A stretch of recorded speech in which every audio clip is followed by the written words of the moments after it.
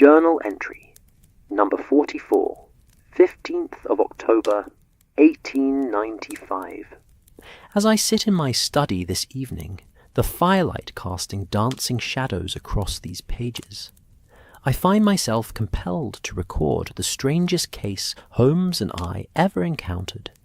One where the most innocent of dinner conversations concealed the most elaborate deception, and where a snowstorm that trapped us with strangers would reveal that sometimes the greatest mysteries lie not in what people steal, but in what they're willing to sacrifice for those they love. The autumn wind rattles my windows tonight, much as it did that fateful evening nearly 3 months ago, when Holmes first suggested our unexpected journey to Switzerland. I confess, dear journal, that at the time I thought his proposal was quite mad. We had just concluded the rather tedious affair of the Blackwood inheritance, a case that had required more patience than brilliance to solve, and I was looking forward to nothing more ambitious than a quiet evening with my medical journals, and perhaps a modest supper at Simpson's. "Watson," Holmes had announced, bursting into our sitting room with that peculiar energy that always preceded his more unconventional suggestions. "Pack your warmest clothes. We leave for Switzerland tomorrow morning." I looked up from my copy of The Lancet, where I had been reading a fascinating article on the treatment of recurring war wounds, a subject of more than academic interest to me, as my old Jezail bullet wound had been troubling me considerably of late. The damp London autumn seemed to have awakened every ache and phantom pain that the Afghan hills had bequeathed to me. "Switzerland," I replied, setting down the journal and regarding my friend with the mixture of exasperation and affection that had become my habitual response to his more impetuous announcements. "Holmes, might I inquire as to the nature of this sudden continental urgency? Have the Swiss banks been robbed? Has some Alpine mystery captured your imagination?" But Holmes was already moving about the room with that restless energy of his, gathering papers and consulting his continental railway guide. Nothing so dramatic, my dear fellow. Merely a physician's prescription, though not one written by any medical man. "I'm afraid I don't follow." He paused in his gathering and fixed me with that penetrating gaze that always made me feel he could read every thought written across my face. "Watson, you have been favouring your left leg for the better part of a fortnight. This morning you added an extra spoonful of sugar to your coffee, a sure sign that pain is disrupting your sleep and you require additional energy to compensate. Yesterday evening I observed you massage your shoulder 3 times during dinner, each time when you thought I was not looking." I shifted uncomfortably in my chair, though whether from the accuracy of his observations or the actual discomfort he described, I could not say. "The weather has been rather damp, precisely my point." He resumed his activity, now pulling his small travelling valise from beneath his bed. "What you require is not another London autumn of increasingly bitter cold and penetrating fog, but clean mountain air, therapeutic hot springs, and the sort of complete rest that only distance from Baker Street can provide." "Holmes," I protested, though I confess with less conviction than I had intended, "we cannot simply abandon London on a whim. What of your correspondence, your clients? Mrs. Hudson will think we've taken leave of our senses." "Mrs. Hudson," he replied with a slight smile, "took the liberty of suggesting this very course of action yesterday morning while you were out attending to your patients. It seems our excellent landlady has been observing your discomfort with the same attention to detail that you attribute solely to my methods of observation. I found myself both touched and mildly embarrassed to learn that my condition had been so apparent to our motherly landlady. And where, precisely, do you propose we undertake this therapeutic exile? Holmes produced a letter from his jacket pocket, the paper bearing the elegant letterhead of what appeared to be a continental hotel. The Grand Hotel Alpenhof, situated in a charming valley near Interlaken. I am informed by my correspondent, a former client whose discretion proved as valuable as his gratitude, that the establishment offers not only the finest Swiss hospitality, but also natural hot springs renowned for their beneficial effects upon rheumatic conditions. Your former client being the Baron von Reichenbach, whose somewhat delicate matter regarding a missing manuscript we resolved last spring. He writes that October is the perfect season for such a retreat. The summer crowds have departed, the winter sports enthusiasts have not yet arrived, and the autumn alpine air possesses what he describes as healing properties beyond the scope of conventional medicine. I must admit that as Holmes described the Baron's letter, painting pictures of crisp mountain mornings, thermal pools steaming in the cool air, and the profound quiet that only mountains can provide, I felt my resistance beginning to weaken. The persistent ache in my leg seemed to pulse in sympathy with his words, as if my body were adding its own voice to his persuasive arguments. "The railway journey," I said, making what I knew was likely my final objection, "will be quite arduous." "On the contrary," Holmes replied, and I could detect the note of triumph in his voice that indicated he knew he had won. "The new express service provides remarkably comfortable accommodations, and the journey itself will serve as part of the cure, removing us gradually from the smoke and noise of London to the pure air of the Alps." And so it was that we found ourselves 36 hours later settled into a first-class compartment of the Continental Express, watching the English countryside give way to French vineyards, and eventually to the dramatic peaks and valleys of Switzerland. I must confess that Holmes had been quite right about the therapeutic value of the journey itself.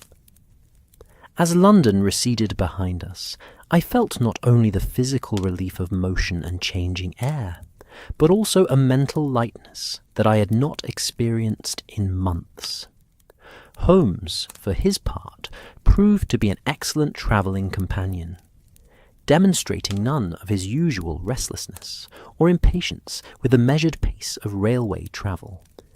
Instead, he seemed genuinely interested in observing our fellow passengers and the changing landscape, making occasional observations about European railway systems, Alpine geology, or the curious habits of continental travellers. "Notice, Watson," he said as we shared a compartment with a portly German businessman and an elderly Englishwoman travelling with her companion, "how our German friend checks his pocket watch precisely every 23 minutes, yet never appears anxious about our schedule. This suggests a man accustomed to precision in his business dealings, but confident in systems beyond his control." "And what of our English travellers?" I inquired, enjoying this game of observation that Holmes played so naturally. He glanced discreetly towards the two women, who were engaged in quiet conversation over a guidebook to Swiss hotels. The elder lady, note the quality of her gloves, but the careful mending at the thumb, is gentle but economizing. The younger woman is not her daughter, despite their easy familiarity. Observe the deference in her posture, the way she waits for permission before speaking. A companion, almost certainly, but one treated with genuine affection rather than mere professional courtesy. As if summoned by our attention, the elderly woman looked up from her guidebook with a pleasant smile. "I beg your pardon, gentlemen, but might you be travelling to the Alpine region as well?" "Indeed, madam," I replied, tipping my hat. "Dr. Watson, and this is Mr. Holmes. We are bound for the Grand Hotel Alpenhof." "How delightful!" she exclaimed, and I was struck by the genuine warmth in her voice. "I am Mrs. Pembroke, and this is Miss Morrison, my dear companion. We too are destined for the Alpenhof, though I confess it will be rather grander than our usual accommodations." Holmes leaned forward slightly, his interest clearly piqued. "Your usual accommodations." Miss Morrison, a woman of perhaps 40, with kind eyes and prematurely grey hair, answered with a slight blush. "Mrs. Pembroke is too modest to say so, but she is something of an expert on therapeutic treatments for arthritis. We have visited nearly every spa town in Europe over the past 5 years." "Not an expert, my dear," Mrs. Pembroke corrected gently. "Merely a dedicated student. My late husband's condition required extensive travel in search of relief, and I found myself becoming quite knowledgeable about various treatments. Now I serve as what might charitably be called an informal consultant to other sufferers." I felt an immediate kinship with this practical, compassionate woman. "You must have accumulated considerable experience in such matters."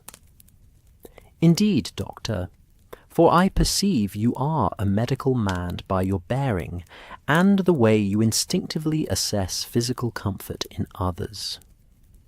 I have had occasion to observe many cases similar to what I suspect brings you to the Alps."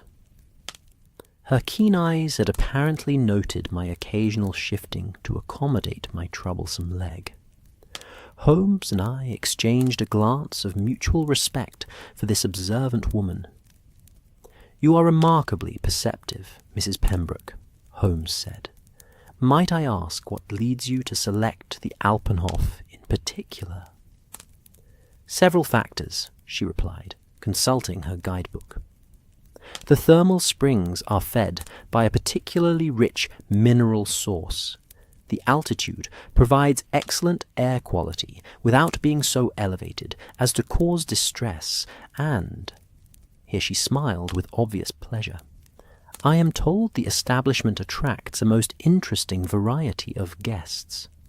Travelling can become quite solitary when undertaken primarily for medical purposes. The opportunity for a civilized company adds greatly to the therapeutic value of any retreat." The German gentleman, who had been listening to our conversation with apparent interest, cleared his throat politely. "Entschuldigung, pardon me, I could not help but overhear. I too am bound for the Alpenhof, and if I may be so bold, I believe Mrs. Pembroke's assessment is quite accurate. My name is Heinrich Müller, Dr. Heinrich Müller of Vienna, and I have stayed at the Alpenhof twice before." "A medical colleague?" I inquired. "Of sorts, doctor." Müller replied with a slight accent that spoke of careful education in multiple languages. "I am what might be called a specialist in nervous disorders. The combination of thermal treatments, mountain air, and the particular. The atmosphere of the Alpenhof has proven remarkably beneficial for patients suffering from what we term neurasthenia, nervous exhaustion brought on by the pressures of modern life." Holmes's eyebrows rose slightly at this description. "You speak of the atmosphere as if it possesses particular therapeutic properties beyond the obvious physical benefits. Dr. Mellor's weathered face creased in a thoughtful smile. Indeed, Mr. Kulm, Holmes. The Alpenhof has developed something of a reputation among European physicians as a place where healing encompasses more than mere physical restoration. The proprietor, Herr Zimmermann, has created an environment that encourages, how do you say, the restoration of psychological equilibrium as well as bodily health. As our train wound through increasingly dramatic Alpine scenery, I found myself genuinely anticipating our arrival at this remarkable establishment. The prospect of thermal baths and mountain air had initially attracted me purely for their potential relief of my physical discomforts, but the conversation with our fellow travellers had awakened my curiosity about the social and psychological dimensions of our destination. Holmes, I observed, was displaying that particular quality of attention that indicated his detective instincts were engaged, though whether by Dr. Muller's intriguing descriptions or by some other aspect of our journey, I could not determine. He had begun that subtle process of observation and cataloguing that always preceded his most interesting deductions. Dr. Muller, he said, his tone carefully casual. You mentioned that you had stayed at the Alpenhof twice before. Might I inquire whether you found the variety of guests as interesting as Mrs. Pembroke anticipates? The Austrian physician's expression grew thoughtful, and I detected a slight hesitation before he answered. The Alpenhof does indeed attract a most diverse clientele, Mr. Holmes.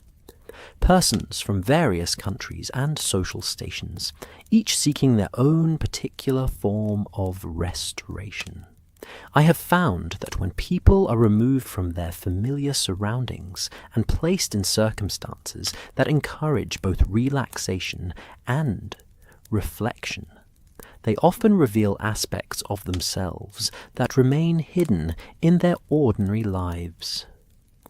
How fascinating, Holmes murmured, though I could hear the deeper interest beneath his casual tone. Our conversation continued as the afternoon light began to fade, and the mountains rose ever higher around us.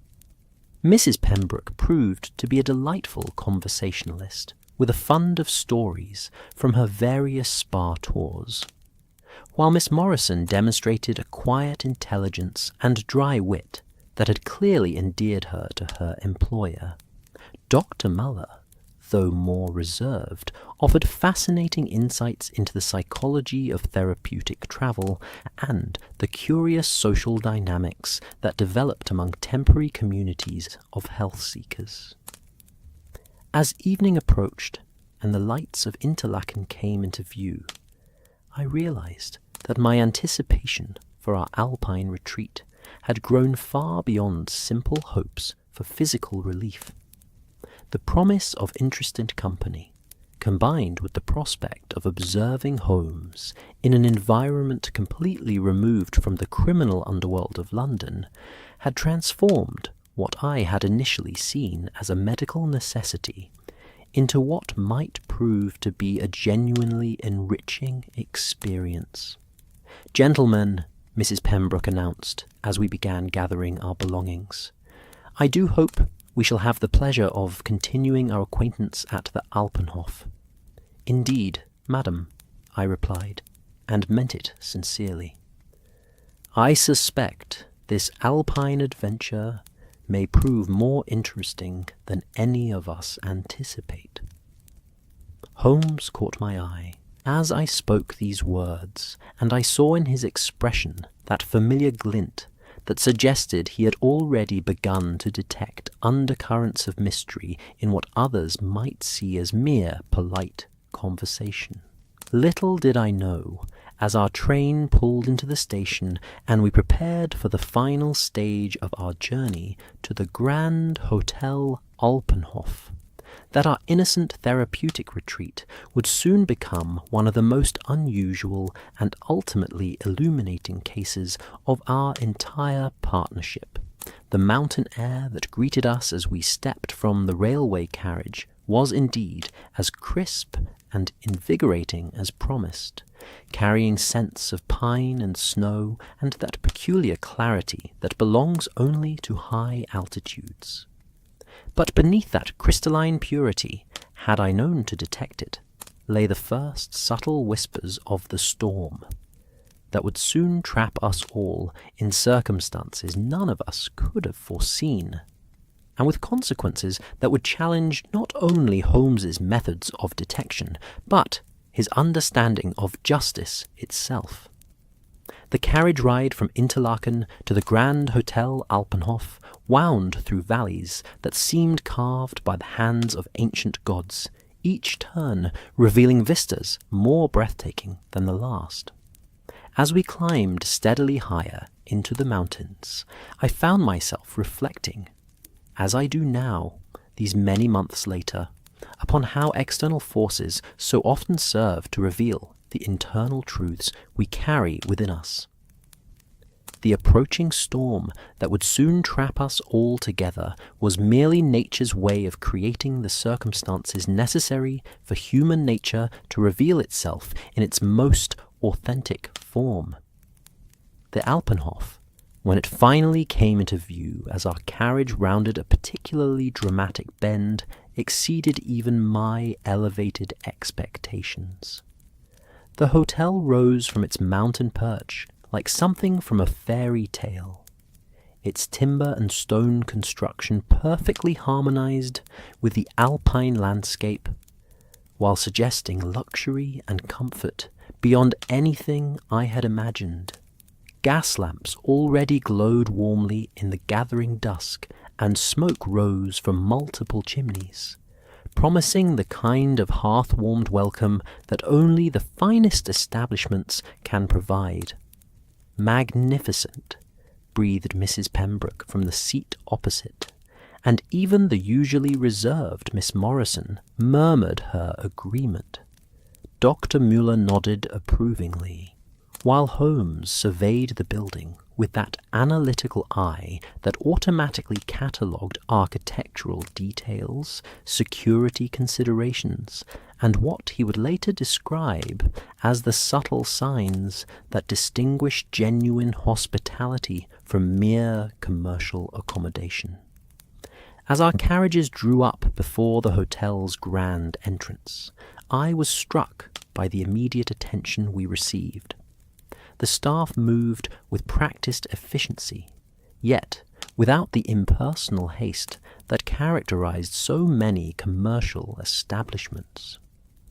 Our luggage was handled with care, and we were ushered into a lobby that managed to be both imposing and welcoming, a considerable architectural achievement that spoke well of the proprietor's understanding of his guests' needs. Herr Zimmermann himself appeared within moments of our arrival, a man of perhaps 50, with the robust health that mountain living often bestows, yet possessing the refined manners of one accustomed to catering to distinguished guests. His English, though accented, was precise and cultured, and his greeting suggested genuine pleasure at our arrival, rather than mere professional courtesy. "Dr. Watson, Mr. Holmes," he said, consulting what appeared to be a leather-bound registry. "We are honoured by your presence. Dr. Muller, welcome back to the Alpenhof. Your usual suite has been prepared. Mrs. Pembroke, Miss Morrison, I trust your journey was comfortable?" I was impressed by his personal attention to each guest, suggesting either an exceptional memory or very thorough preparation for our arrival. As we completed the registration formalities, I became aware of other guests moving about the lobby and adjacent public rooms, figures glimpsed peripherally but suggesting the diverse and interesting company that Mrs. Pembroke had anticipated. Holmes, I noticed, had positioned himself where he could observe both the registration desk and the broader social dynamics of the hotel, his attention apparently casual, but, in reality, meticulously cataloguing every detail. Already, I suspected, he was beginning to form those preliminary impressions that would later prove so crucial to understanding the events that were to unfold. Our rooms, when we were shown to them, proved to be everything the hotel's reputation had promised. Mine overlooked the valley through which we had travelled, offering views that would surely prove therapeutic in themselves, while Holmes's adjacent chamber commanded a prospect of the hotel's gardens and the dramatic peaks beyond. Both rooms were furnished with that combination of comfort and elegance that characterizes truly superior accommodation, and the thermal heating system, fed, we were informed, by the same mineral springs that supplied the hotel's famous baths, ensured a warmth and comfort that seemed almost luxurious after the increasingly chill mountain air. "Watson," Holmes said, appearing at the connecting door between our chambers as I was unpacking my medical bag, "I suggest we explore the hotel's public areas before dinner. The evening hours often provide the most revealing insights into an establishment's character and clientele." I readily agreed, partly out of curiosity about our temporary home, but primarily because I had already begun to feel the beneficial effects of the mountain air, and wished to explore the grounds before darkness made such exploration impossible. Holmes, I suspected, had other motivations for this preliminary reconnaissance, though as yet I could not determine what particular aspects of our situation had engaged his detective instincts. The hotel's public areas proved to be a marvel of thoughtful design and comfortable elegance. The main salon occupied what must have been the entire ground floor of one wing, with enormous windows offering panoramic mountain views and furnishings arranged to encourage both intimate conversation and larger social gatherings. A magnificent stone fireplace dominated one end of the room, already crackling with a welcoming fire that seemed to draw guests naturally into its warm circle. The thermal bath facilities, which we inspected briefly during our tour, exceeded even Dr. Müller's enthusiastic descriptions. The mineral pools, fed by natural hot springs, were housed within a conservatory that provided the sensation of bathing outdoors while protecting against mountain weather.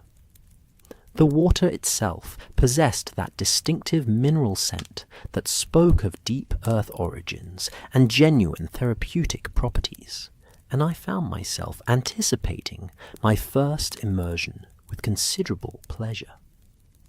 It was during this initial exploration that we encountered several of our fellow guests, each introduction adding new dimensions to what was clearly becoming a fascinating social microcosm. The first was a woman of perhaps 35, possessed of striking beauty and an unmistakable air of aristocracy, who was examining the hotel's small but excellent library when we entered. "Gentlemen," she said in English, touched with a faint continental accent, "you must be the English travellers who arrived with Dr. Müller. I am Countess Elena Valdez." Her smile was warm, but carried that subtle reserve that speaks of noble birth and careful breeding. Holmes executed a perfect bow, while I offered a respectful nod. "Dr. Watson, and this is Mr. Holmes. We are delighted to make your acquaintance, Countess." Dr. Watson. How fortunate. I was hoping to encounter a medical man during my stay. I suffer from what my own physicians describe as nervous exhaustion, brought on by the pressures of managing family estates in increasingly difficult times. She gestured elegantly toward the bookshelves. I find that combining the hotel's excellent thermal treatments with improving literature provides the most comprehensive restoration. As she spoke, I found myself automatically cataloguing the subtle signs that confirmed both her aristocratic status and her current circumstances.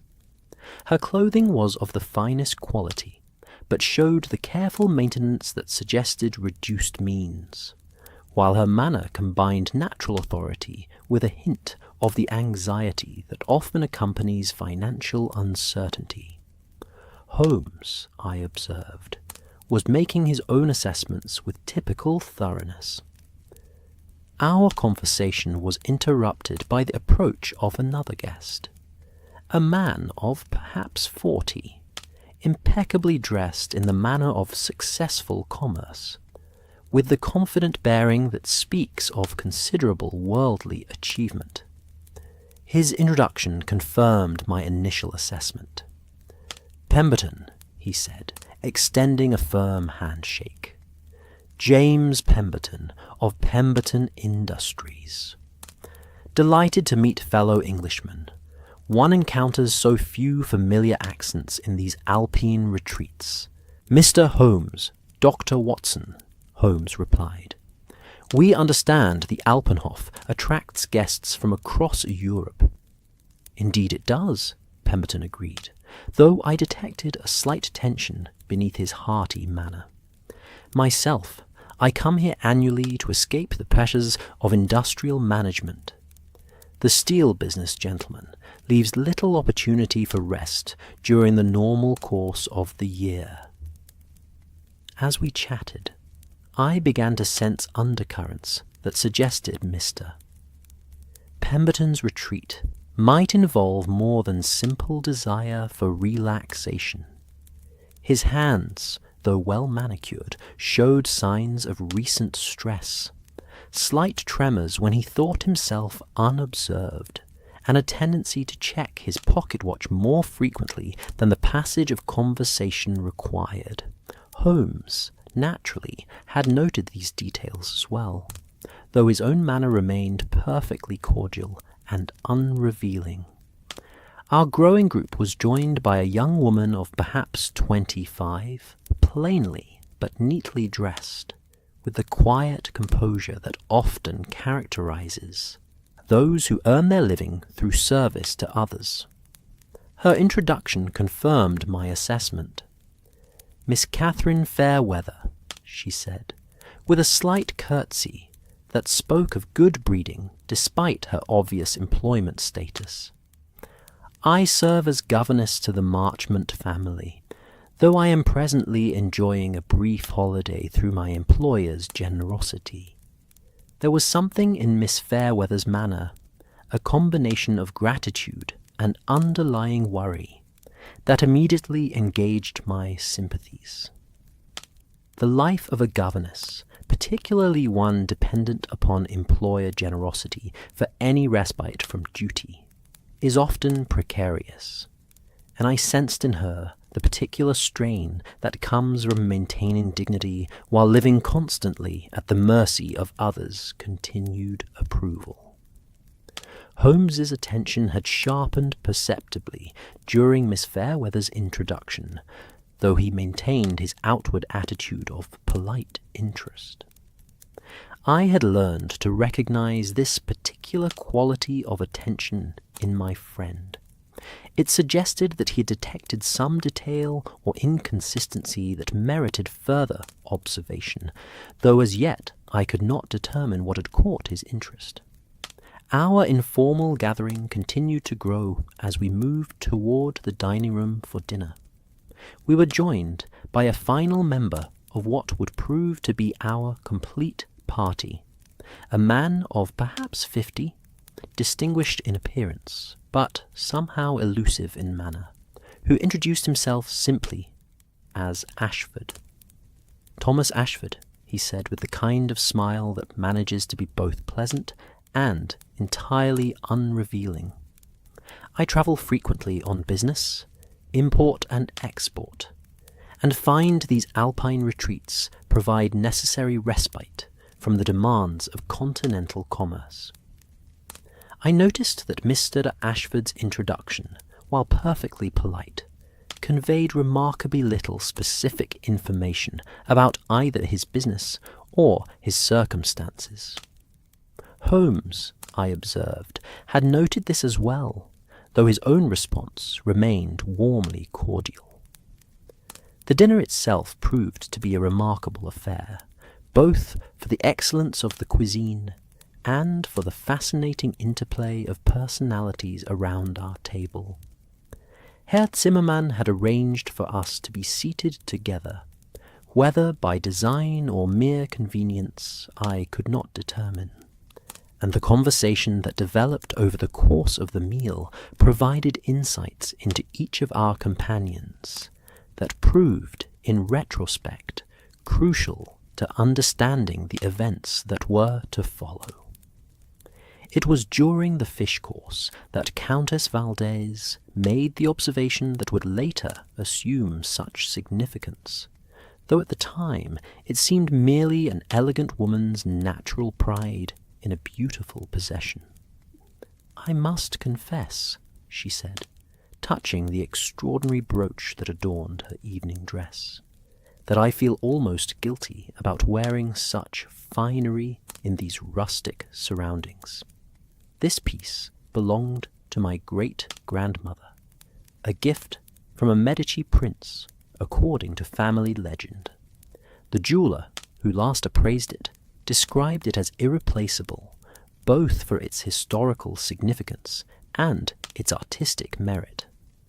The brooch was indeed remarkable, an intricate creation of gold and precious stones that caught the candlelight with every movement, clearly the work of a master craftsman, and undoubtedly of considerable value. Each of our dinner companions examined it with appropriate appreciation, though I noticed that several seemed to study it with more than casual interest. Mr. Pemberton's commercial eye clearly assessed its worth, while Miss Fairweather's gaze held a quality of wistful longing that spoke of reduced circumstances and financial anxiety. Dr. Muller examined it with the precision of one accustomed to evaluating valuable objects, and Mr. Ashford's interest seemed oddly professional for someone supposedly engaged in import-export business. Holmes, naturally, observed not only the brooch itself, but each person's reaction to it, with his characteristic thoroughness. "Family heirlooms," Mrs. Pembroke observed thoughtfully, "carry such weight of history and responsibility. One feels almost like a custodian, rather than an owner."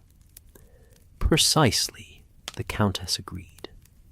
"There are times when I wonder whether such pieces belong in museums rather than private collections, yet the sentimental attachment makes parting with them unthinkable." As the evening progressed, we moved to the main salon for coffee and liqueurs, and I began to observe the subtle social dynamics that were developing among our group. The Countess, despite her reduced circumstances, maintained natural authority as the highest-ranking member of our party, while Mr. Pemberton's commercial success gave him confidence in expressing opinions on a wide range of subjects. Dr. Muller's professional status and previous familiarity with the hotel made him something of an informal guide to the establishment's amenities and customs. Miss Fairweather, though obviously well-educated and intelligent, maintained the careful reserve appropriate to her dependent status, contributing to conversations when invited, but never presuming upon the social equality that her circumstances did not permit. Mr. Ashford proved to be an entertaining conversationalist with a fund of stories from his travels, though I noticed that his anecdotes, while amusing, revealed remarkably little about his actual business activities. Holmes, for his part, played the role of interested observer to perfection, encouraging each person to speak freely about their backgrounds and circumstances, while revealing little of his own famous profession. I suspected he was already beginning to form those preliminary character assessments that would later prove so valuable, though his methods remained subtle enough that our companions likely saw him as merely a well-travelled gentleman with broad intellectual interests. It was near 10 o'clock when Herr Zimmermann approached our group with a slight frown of concern creasing his usually pleasant features. "Ladies and gentlemen," he said, "I feel I should inform you that the weather reports suggest we may experience rather severe conditions over the next several days. A significant storm system is approaching from the west, and while the hotel is fully prepared for such eventualities, it is possible that travel to and from the valley may become temporarily impossible." Mr. Pemberton looked up sharply from his brandy. "How temporary?" "Perhaps 3 or 4 days, mein Herr. The mountain passes can become quite dangerous during severe weather, and safety must be our primary concern." I noticed that each member of our party reacted to this news according to their individual circumstances and temperaments. The Countess seemed merely philosophical about the prospect of extended leisure, while Dr. Muller appeared positively pleased at the opportunity for prolonged rest. Mrs. Pembroke and Miss Morrison exchanged glances that suggested they had encountered similar situations before, and were well prepared for the inconvenience. Miss Fairweather, however, seemed genuinely distressed by the possibility of extended delay, though she attempted to conceal her concern. Mr. Ashford's reaction was more difficult to read. He appeared thoughtful rather than worried, as if calculating the implications of unexpected delay for whatever business had brought him to Switzerland. Mr. Pemberton's response was the most overtly negative, muttering something about commercial obligations and impossible timing. Holmes listened to these various reactions with the absorbed attention of a naturalist observing species behavior, filing away each response for future reference. I suspected he was already beginning to formulate theories about what these reactions might reveal about our companion's true circumstances and motivations. As the evening drew to a close and our party began to disperse toward their respective chambers, I found myself reflecting upon the curious social experiment that circumstances seemed to be creating. Here we were, 8 strangers from diverse backgrounds, about to be confined together by forces beyond our control, in circumstances that would inevitably reveal far more about each of us than ordinary social intercourse would normally permit. The Countess retired first, carefully securing her remarkable brooch in what appeared to be a specially designed travel case, while expressing her pleasure at the prospect of several days of uninterrupted rest and cultivation. The others followed gradually, each bidding pleasant good nights and expressing hopes for continued agreeable company during our enforced stay. Holmes and I were among the last to retire, pausing in the now quiet salon to observe the dying fire and listen to the wind that had begun to rise outside the hotel's substantial walls. An interesting collection of personalities, I observed, settling into one of the comfortable chairs near the fireplace. "Indeed?" Holmes replied, though his tone suggested deeper currents of thought than my casual comment had intended to provoke. "Tell me, Watson, what did you make of our dinner conversation?" "Pleasant enough, though I suspect each of our companions is carrying burdens they haven't chosen to share. Miss Fairweather seems particularly anxious about something, and Mr. Pemberton's commercial confidence appears to mask some underlying concern." "Very good. And what of the Countess's brooch?" I considered the question, trying to determine what significance Holmes might be attaching to what had seemed merely a natural display of feminine pride in a beautiful possession. A remarkable piece, clearly valuable both artistically and monetarily. She seemed justifiably proud of it, and the reactions of our companions. Now I began to understand the direction of his inquiry. Each examined it with considerable interest, certainly. More interesting, perhaps, than mere appreciation of its beauty would account for. "Precisely." Holmes stood and moved to the window, where the rising wind was beginning to rattle the glass. "Watson, I have a strong suspicion that our therapeutic Alpine retreat is about to become something rather more complex than either of us anticipated."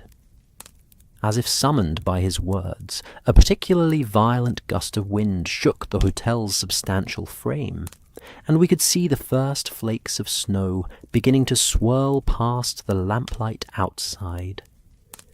The storm that would trap us all together was beginning in earnest, and with it, the circumstances that would transform our innocent gathering of health-seekers into one of the most unusual and ultimately enlightening cases of our partnership.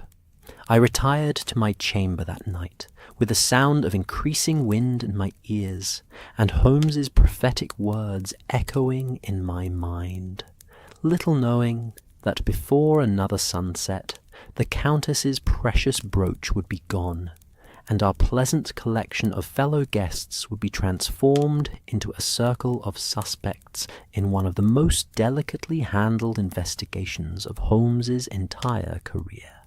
I awoke the following morning to a world transformed. The storm that Herr Zimmermann had predicted with such accuracy had arrived during the night, with a ferocity that even my military experience had not prepared me to expect in these Alpine regions. Snow lay thick against my chamber windows, and the wind continued to howl with such persistence that the very walls of the substantial hotel seemed to vibrate with its force. Looking back now, I realize that nature had indeed conspired to create the perfect conditions for the extraordinary events that were about to unfold, isolating us completely from the outside world and creating that peculiar intimacy that develops among strangers when they find themselves dependent upon one another for society and comfort. My morning routine, usually so predictable and comforting, was disrupted almost immediately by sounds from the corridor outside my chamber. Not the quiet efficiency of hotel staff going about their duties, but rather the unmistakable tones of distress and urgency that my medical training had taught me to recognize instantly. Even before the rapid knocking came at my door, I was already reaching for my dressing gown, my physician's instincts fully aroused. Dr. Watson, please come quickly." The voice belonged to Miss Morrison, Mrs. Pembroke's companion, and carried such genuine alarm that I required no further urging. I opened my door to find Miss Morrison in a state of considerable agitation, her usually composed demeanour entirely abandoned. Behind her stood Herr Zimmermann, his face grave with concern, while further down the corridor I could see other guests beginning to emerge from their chambers in response to what were unmistakably cries of distress emanating from the Countess's suite.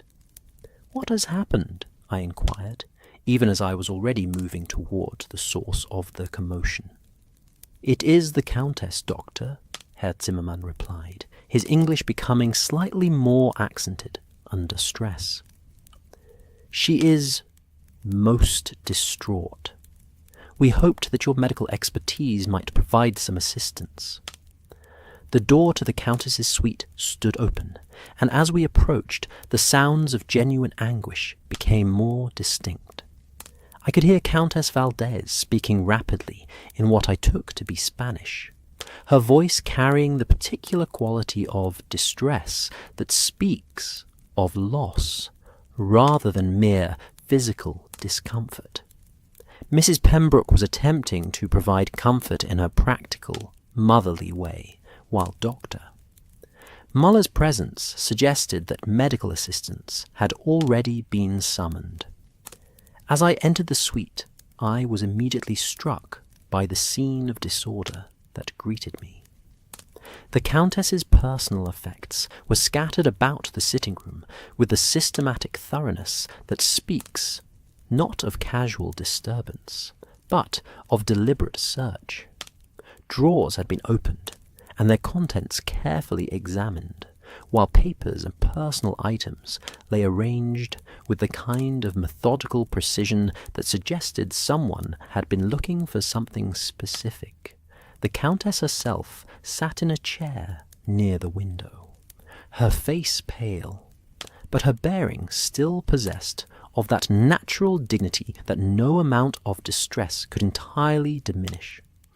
She looked up as I entered, and I could see in her dark eyes the particular combination of shock and disbelief that characterizes the victim of theft. "Dr. Watson," she said, her accented English carefully controlled despite her obvious emotional state. "Forgive me for disturbing your morning, but I find myself in most desperate circumstances." "Countess," I replied, approaching with the careful manner I had learned to adopt when dealing with patients in states of acute distress. "Please tell me what has occurred. Perhaps I can be of assistance." She gestured toward the dressing table, where an ornate jewelry case stood open, its velvet-lined compartments clearly visible. Even from across the room, I could see that the case had been thoroughly but carefully searched, each item examined and replaced with the kind of systematic attention that spoke of professional expertise. "My brooch," she said simply, and those two words carried such weight of loss that I felt an immediate surge of sympathy for her plight. "The Medici brooch that belonged to my great-grandmother. It has been taken." Dr. Muller, who had been examining the jewelry case with professional thoroughness, looked up as I approached. "I have made a preliminary examination," he said quietly. "The case shows no signs of forced entry, and indeed, nothing else appears to have been disturbed. Only the brooch is missing. I moved to examine the case myself, my medical training having taught me to observe details that others might overlook. The lock mechanism showed no signs of damage, and indeed, the case appeared to have been opened with either the proper key or exceptional skill. The other pieces of jewelry, while clearly valuable, remained undisturbed in their individual compartments, arranged with the kind of care that suggested intimate familiarity with their proper placement. "Countess," I said gently, "might I ask when you last saw the brooch?" "Last evening, of course, when I retired. I always secure my jewelry carefully before sleep, a habit formed through years of travel. The case was locked, and I placed the key..." She paused, moving to a small writing desk near the window. "Here, in this drawer, where I always keep it." I followed her to the desk and observed that the drawer in question, while clearly having been opened and examined, showed no signs of forced entry. The key lay in its accustomed place, alongside other small personal items that appeared undisturbed. "The room was locked when you retired?" I inquired. "Certainly. I am most particular about such matters, and when I awoke this morning." She gestured helplessly at the disturbed state of her sitting room. "I discovered this." It was at this moment that Holmes appeared in the doorway, fully dressed despite the early hour, his keen eyes immediately cataloguing every detail of the scene before him.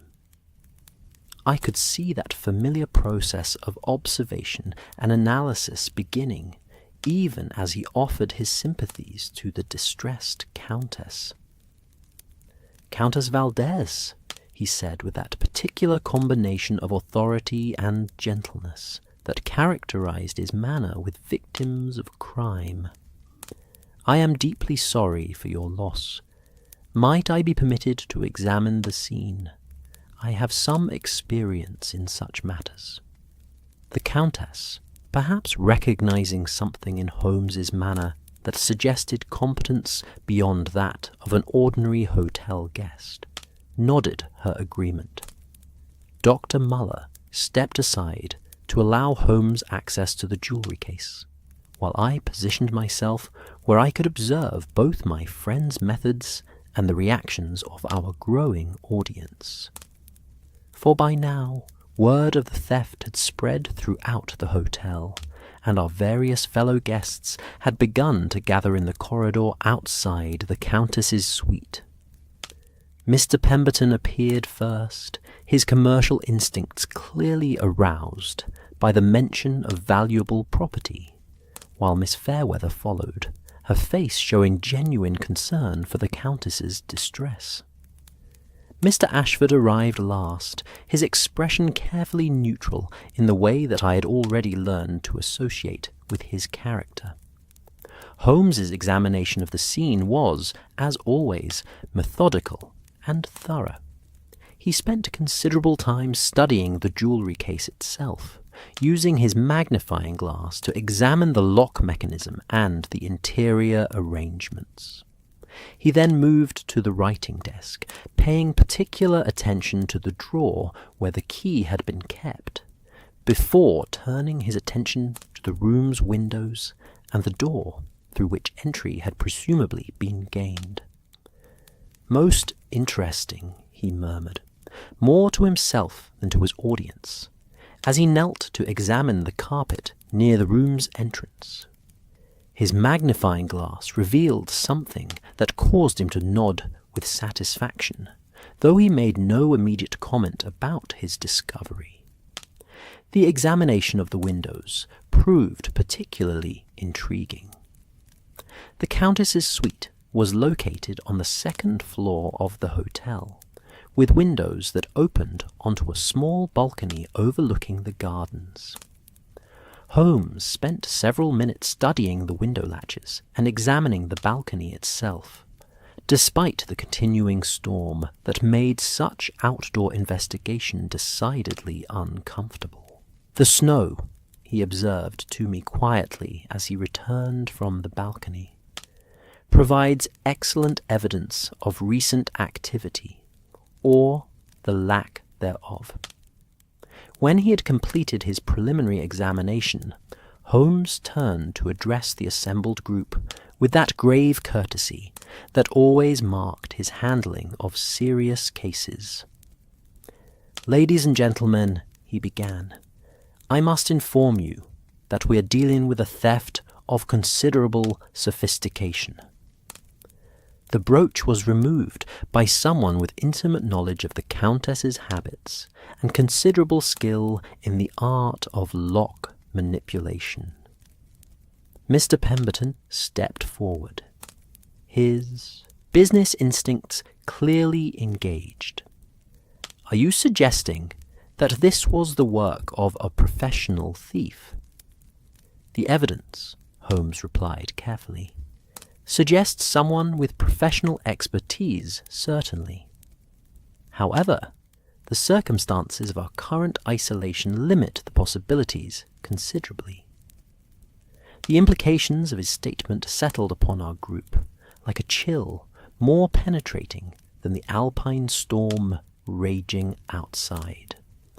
If the theft had been committed by someone with professional skills, yet we were trapped by the weather with no possibility of outside entry or departure, then the thief must necessarily be among our small community of guests. Dr. Mueller was the first to voice what we were all beginning to realize. You mean to suggest that one of us... He could not bring himself to complete the accusation. I suggest nothing beyond what the evidence reveals, Holmes replied diplomatically. However, the facts must be faced with courage and honesty if we hope to resolve this matter satisfactorily. The Countess, who had remained silent during Holmes's examination, now spoke with quiet dignity. Gentlemen, ladies, I wish to make my position clear. While the brooch is indeed precious to me, both sentimentally and financially, I have no desire to see innocent persons subjected to suspicion or distress on my account. If it cannot be recovered without causing discord among our company, I am prepared to accept my loss with resignation. Her words, spoken with such grace under circumstances that would have rendered many persons bitter or accusatory, seemed to touch each member of our group in different ways. Mrs. Pembroke expressed immediate sympathy and support, while Miss Morrison murmured agreement with her employer's charitable sentiments. Miss Fairweather appeared genuinely moved by the Countess's magnanimity, and even Mr. Ashford's usually impassive expression softened with what appeared to be genuine respect. Mr. Pemberton, however, seemed troubled by implications beyond the immediate theft. Countess, while your generosity does you credit, we must consider the broader consequences. If there is indeed a thief among our company, what guarantee do any of us have that our own property is secure? It was a practical concern that I had to acknowledge carried considerable weight. We were, after all, trapped together for an indefinite period, and the knowledge that one among us was capable of such violation of trust and hospitality would inevitably poison the atmosphere of our enforced community. Holmes seemed to understand the delicate balance of concerns that the situation presented. Mr. Pemberton raises valid points, he said thoughtfully. However, I would suggest that hasty conclusions or accusations would be equally harmful to our collective peace of mind. Might I propose that we allow me to conduct a more thorough investigation, with the understanding that any conclusions I reach will be shared with complete discretion and tact? Herr Zimmermann, who had remained largely silent during these proceedings, now stepped forward with obvious relief. Mr. Holmes, if you are indeed willing to undertake such an investigation, you would have my complete cooperation and that of my staff. The reputation of the Alpenhof depends upon the security and comfort of our guests. The Countess nodded her agreement, while the other members of our party expressed varying degrees of consent to Holmes's proposal. I noticed, however, that several seemed less than entirely comfortable with the prospect of investigation, though whether this reflected natural reluctance to be subjected to scrutiny or more specific concerns I could not yet determine. As our group began to disperse, each person apparently eager to return to the privacy of their own chambers. Holmes caught my arm and indicated that I should remain behind. When we were alone with the Countess, he approached her with that particular combination of professional authority and personal sympathy that I had observed him use with victims whose cooperation was essential to successful investigation. "Countess," he said gently, "I must ask you some questions that may seem intrusive, but which are necessary if I am to have any hope of recovering your property." She inclined her head graciously. "I understand, Mr. Holmes. Please proceed." "The brooch, beyond its sentimental value, what would you estimate its monetary worth to be?" The Countess considered carefully before answering. "The last appraisal, conducted in Vienna 2 years ago, valued it at approximately £15,000. However, given its historical provenance and artistic significance, a collector might pay considerably more. I confess that the figure startled me. £15,000 represented a fortune that would secure comfortable independence for most persons for the remainder of their lives. The theft was not merely a violation of trust, but a crime of considerable magnitude. And who among your acquaintances would be aware of this value?" Holmes continued.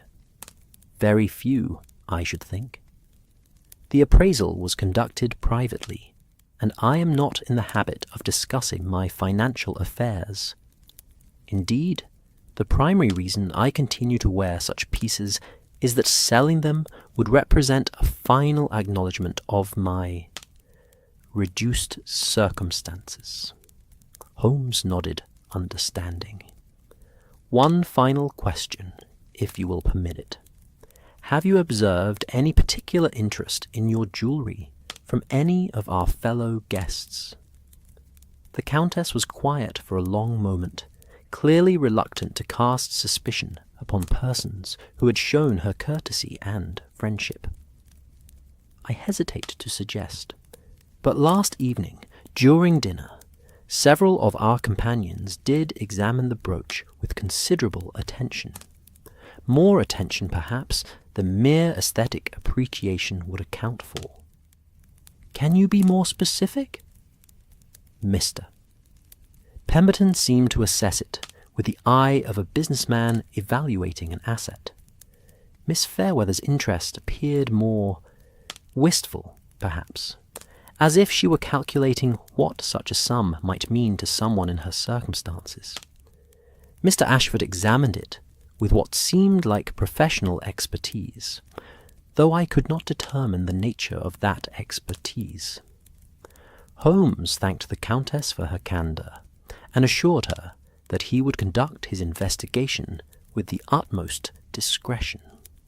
As we prepared to leave her suite, she made one final observation that would later prove significant. "Mr. Holmes, there is one detail that may be relevant. When I discovered the theft this morning, I noticed immediately that my other jewellery had been examined, but not disturbed. This suggests to me that the thief knew precisely what they were seeking, and had no interest in less valuable pieces." As Holmes and I returned to our own chambers, I found myself reflecting upon the psychological dynamics that the theft had introduced into our previously harmonious company. The knowledge that one among us was capable of such betrayal would inevitably affect every interaction, every casual conversation, every social gathering. Trust, once broken, is not easily restored, and I suspected that regardless of the investigation's outcome, our Alpine retreat had been permanently transformed from a peaceful therapeutic environment into something far more complex and troubling. Holmes, I observed, was already deep in that particular state of concentration that characterized his approach to significant cases. His examination of the scene had clearly provided him with information that he had not yet chosen to share, and I suspected that he was already forming preliminary theories about the identity and methods of the thief. "Watson," he said as we paused outside our chambers, "I believe we are dealing with a crime that is more complex than it initially appears. The theft itself required considerable skill and planning, yet it was executed in circumstances that make discovery almost inevitable." "You mean our isolation?" "Precisely. Any professional thief would recognize that operating within such a confined group virtually guarantees eventual exposure. This suggests either desperation sufficient to override prudent judgment, or confidence in an escape plan that is not immediately apparent." As I prepared to dress for breakfast, I found myself contemplating the extraordinary transformation that a single night had wrought upon our circumstances.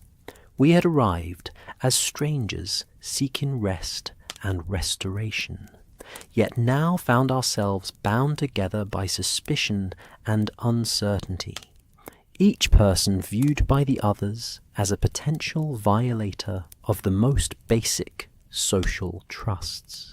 The storm continued to rage outside my windows, ensuring that our isolation would persist for several more days at minimum. During that time, Holmes would need to conduct his investigation with the delicate balance required to uncover truth without destroying the social fabric that made our continued coexistence possible. Looking back now, I can see that the theft of the Countess's brooch represented only the beginning of our Alpine adventure, not its culmination. The real mystery lay not in identifying the thief, but in understanding the complex human motivations that had driven someone among our respectable company to commit such a desperate act. And the real challenge would prove to be not the recovery of stolen property, but the restoration of trust and dignity to persons whose circumstances had driven them to choices they would never have contemplated under normal conditions. The morning's discovery had indeed transformed our therapeutic retreat into something far more complex, a laboratory for the observation of human nature under stress, and a test of whether justice could be achieved without destroying the very people it sought to protect. As I reflect upon that extraordinary morning and the days that followed, I am struck by how crisis has the peculiar power to strip away the social conventions that normally govern our interactions with strangers, revealing the fundamental humanity and vulnerability that lies beneath our carefully constructed public personas.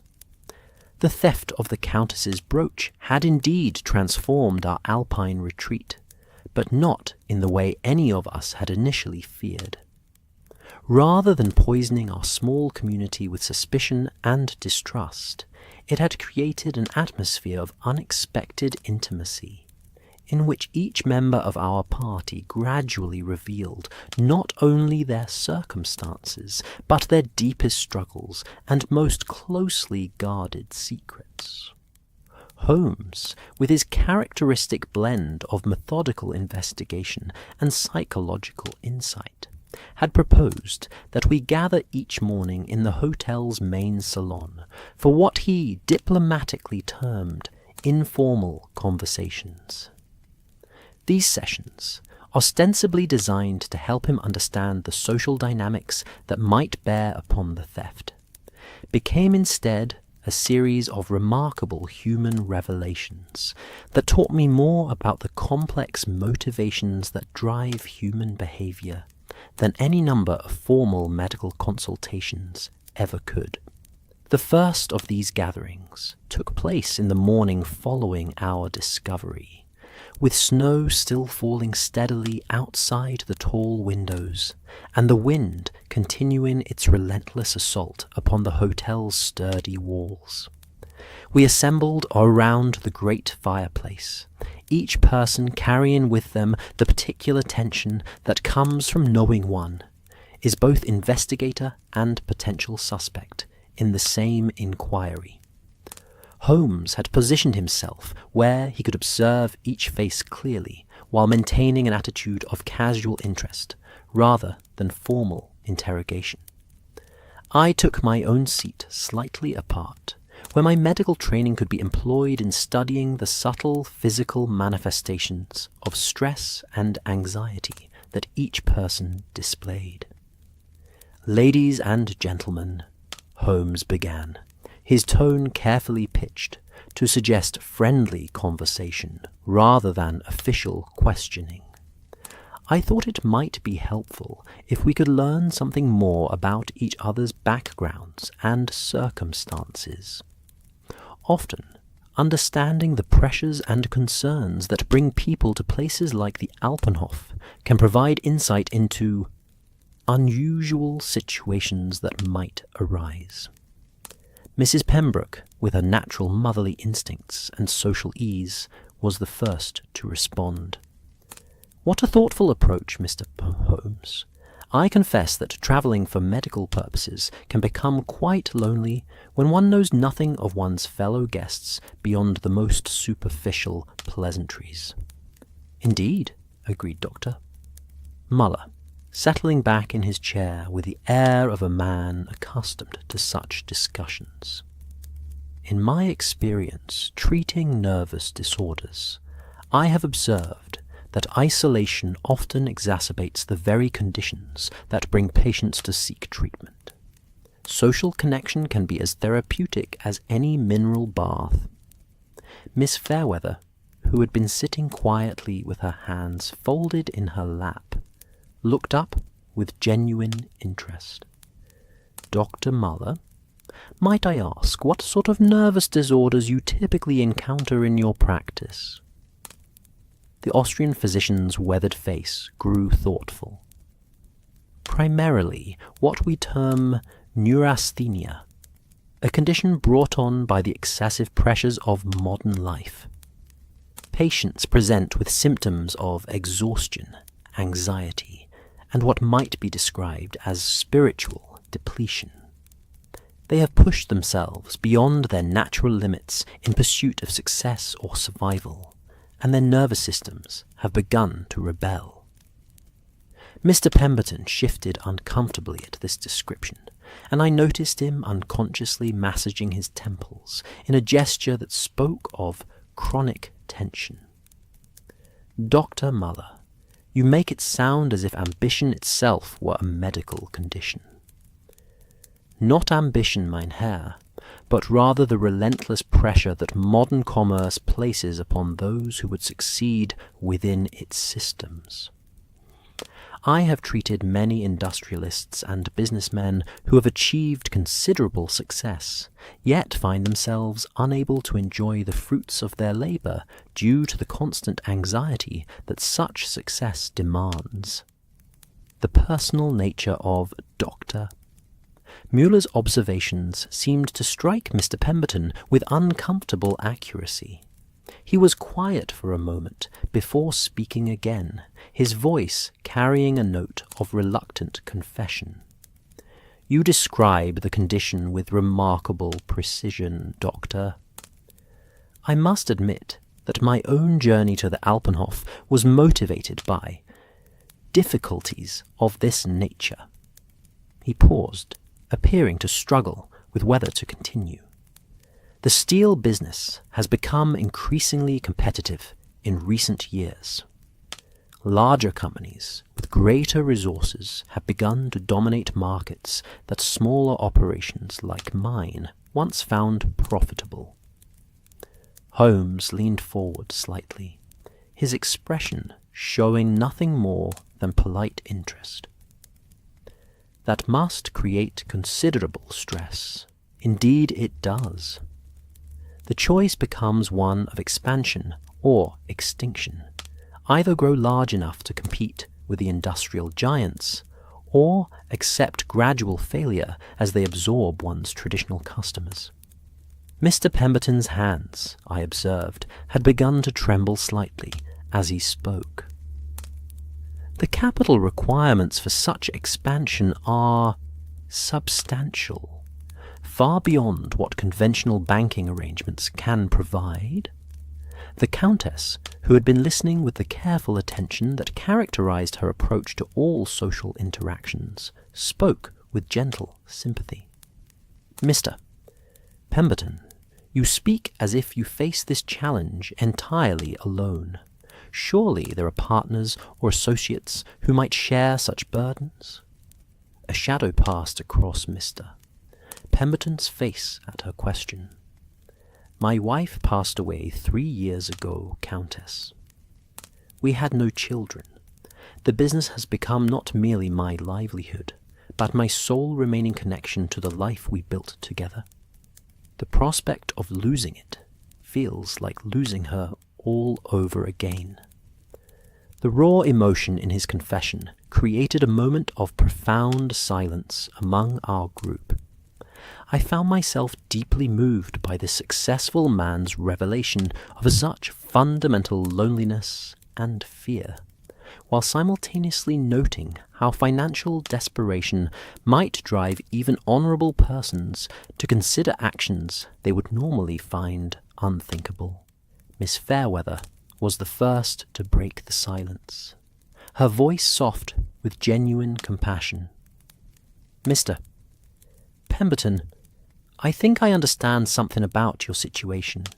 The prospect of losing one's means of independence can create the most desperate anxiety."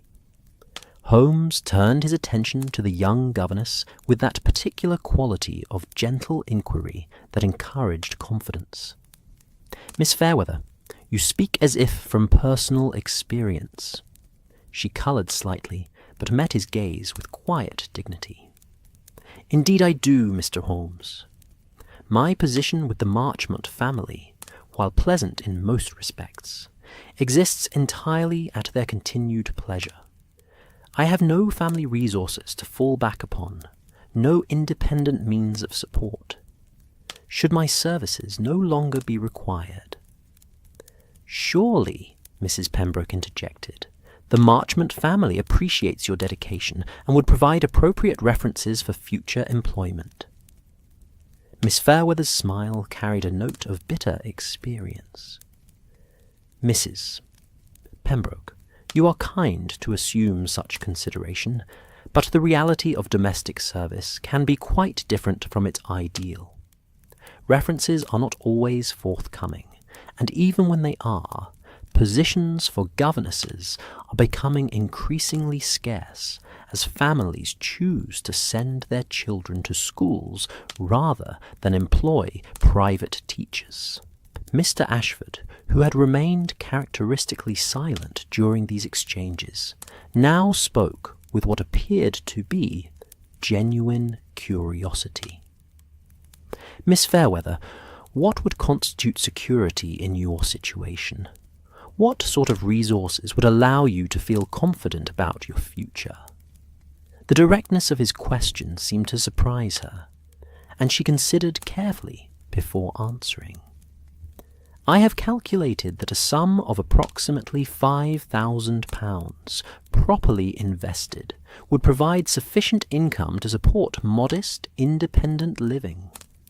It is not a large fortune by most standards, yet it might as well be 5 million for all the hope I have of acquiring it through my current employment."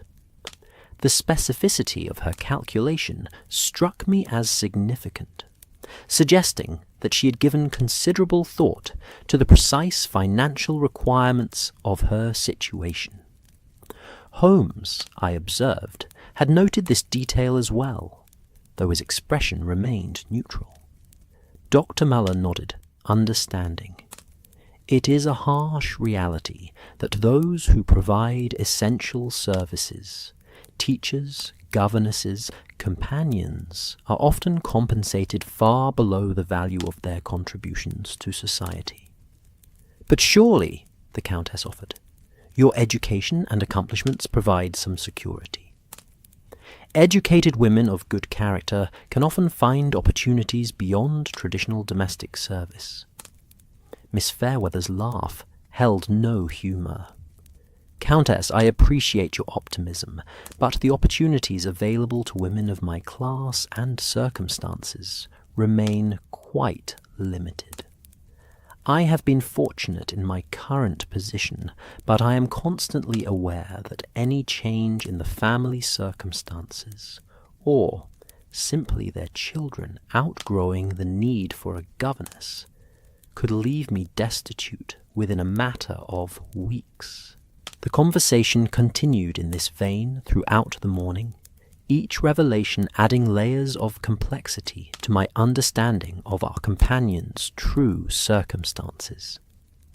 Mr. Ashford, when finally pressed about his own background, proved remarkably evasive, while maintaining perfect politeness. My business, he said in response to Holmes's careful inquiries, involves the movement of goods between various European markets. Import and export, as I mentioned, though the specific commodities vary according to opportunity and demand. That must require considerable travel, I observed. Indeed, Dr. Watson, I maintain business relationships across the continent, which necessitates frequent movement and extended periods away from England. Holmes's next question carried just a hint of sharper interest. Such business must require substantial capital for inventory and transportation. Mr. Ashford's answer was smooth, but ultimately uninformative. One learns to work within available resources, Mr. Holmes.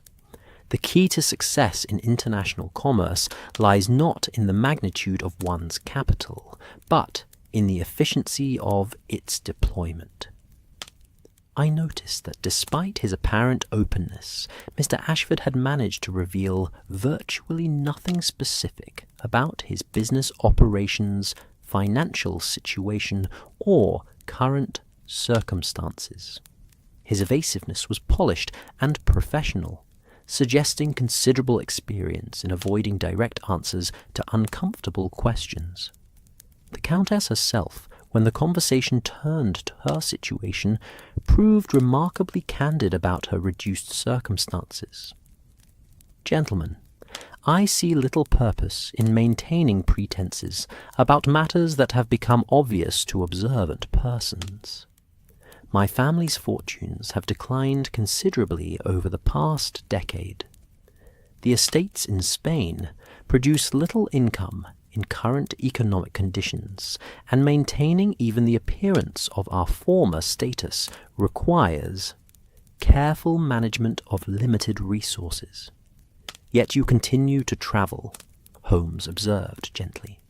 Travel has become a necessity, rather than a luxury, Mr. Holmes. Remaining in Spain would require maintaining a household staff and social obligations that are beyond my current means. By staying in hotels and visiting spa towns, I can maintain appropriate surroundings while avoiding the fixed expenses of permanent residence. Her honesty about her financial constraints was both dignified and heartbreaking, and I found myself admiring her ability to maintain grace and authority despite circumstances that would have broken many persons of her class and background. As our morning session drew to a close, I reflected upon the extraordinary collection of personal struggles that our investigation had revealed. Here were 5 individuals, each facing their own form of financial or professional crisis, each carrying burdens that could potentially drive them to desperate measures. Mr. Pemberton faced the loss of his business, and with it, his last connection to his deceased wife. Miss Fairweather confronted the prospect of destitution should her employment be terminated. The Countess struggled to maintain dignity while her family fortune dwindled. Mr. Ashford's mysterious business dealings suggested complications he was not prepared to discuss. Even Dr. Muller, despite his professional success, had spoken of the isolation and pressures that drove his own patients to seek treatment at establishments like the Alpenhof. Holmes, as we retired to our chambers before lunch, seemed thoughtful about the morning's revelations. "Watson, what did you make of our companion's various confessions?" "Each seems to be facing genuine difficulties," I replied. "The question becomes whether any of those difficulties would be sufficient to drive an otherwise respectable person to theft." "Indeed. And what did you observe about the specific nature of their concerns?" I considered it carefully before answering. Several mentioned specific financial amounts: Mr. Pemberton's expansion requirements, Miss Fairweather's £5,000 for independence. Such precision suggests detailed consideration of their situations. Very good. And what of their reactions to the Countess's earlier revelation about the brooch's value? Now I began to see the direction of his thinking. £15,000 would solve Mr. Pemberton's business problems with money to spare. It would provide Miss Fairweather with 3 times the security she calculated as necessary. For someone in the Countess's circumstances, it represents a significant portion of her remaining assets. Precisely. We are dealing not with random opportunistic theft, but with carefully calculated desperation. The question becomes which of our companions possesses both the necessary skills and sufficient motivation to attempt such a crime. As I prepared for lunch, I found myself viewing our fellow guests with new understanding. The morning's conversations had revealed that beneath the civilized surface of our Alpine retreat lay a complex web of financial pressures, personal struggles, and desperate hopes that could indeed drive otherwise honourable persons to consider actions they would never contemplate under normal circumstances. The storm continued outside, ensuring that we would remain trapped together for several more days, during which the psychological pressure of our situation would only intensify. Holmes would need to balance his investigation with the delicate human dynamics that made our continued coexistence possible, while each member of our party would struggle with the knowledge that their deepest secrets had been exposed to scrutiny by comparative strangers. Yet, looking back now, I realize that those revelations, rather than poisoning our small community with suspicion, had begun a process of genuine human connection that would ultimately prove more valuable than the recovery of any stolen jewelry, however precious its historical significance or monetary worth. The 3rd day of our enforced Alpine confinement dawned with a curious change in the emotional atmosphere of our small community, where suspicion and careful reserve had initially characterized our interactions. Following the theft, I began to observe the emergence of something far more profound, a growing network of genuine human connections that seemed to flourish in the unique circumstances of our isolation. It was as if the very act of revealing our deepest vulnerabilities had created bonds of understanding and mutual support that transcended the original reason for our gathering. This transformation became most apparent during what began as an ordinary breakfast gathering, but evolved into something approaching a family consultation when Dr. Muller failed to appear at his customary hour.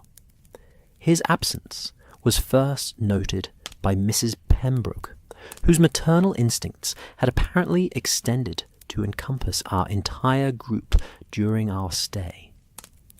"I do hope, Doctor." "Muller is not unwell," she observed, consulting the small watch pinned to her travelling dress. "He has been most punctual in all his habits since our arrival." Miss Fairweather, who had been quietly buttering her toast, looked up with concern. "Perhaps someone should inquire.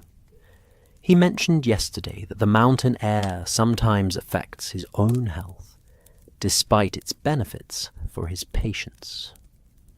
It was Mr. Ashford who volunteered to check upon our missing companion, a gesture of consideration that surprised me, given his generally reserved nature. He returned within minutes, his expression grave with concern. "Dr. Muller appears to be experiencing some form of cardiac distress," he announced. "He is conscious, but clearly in discomfort. I believe medical attention is urgently required." I was already rising from my chair before he had finished speaking, my medical training asserting itself with automatic authority. "I shall attend to him immediately.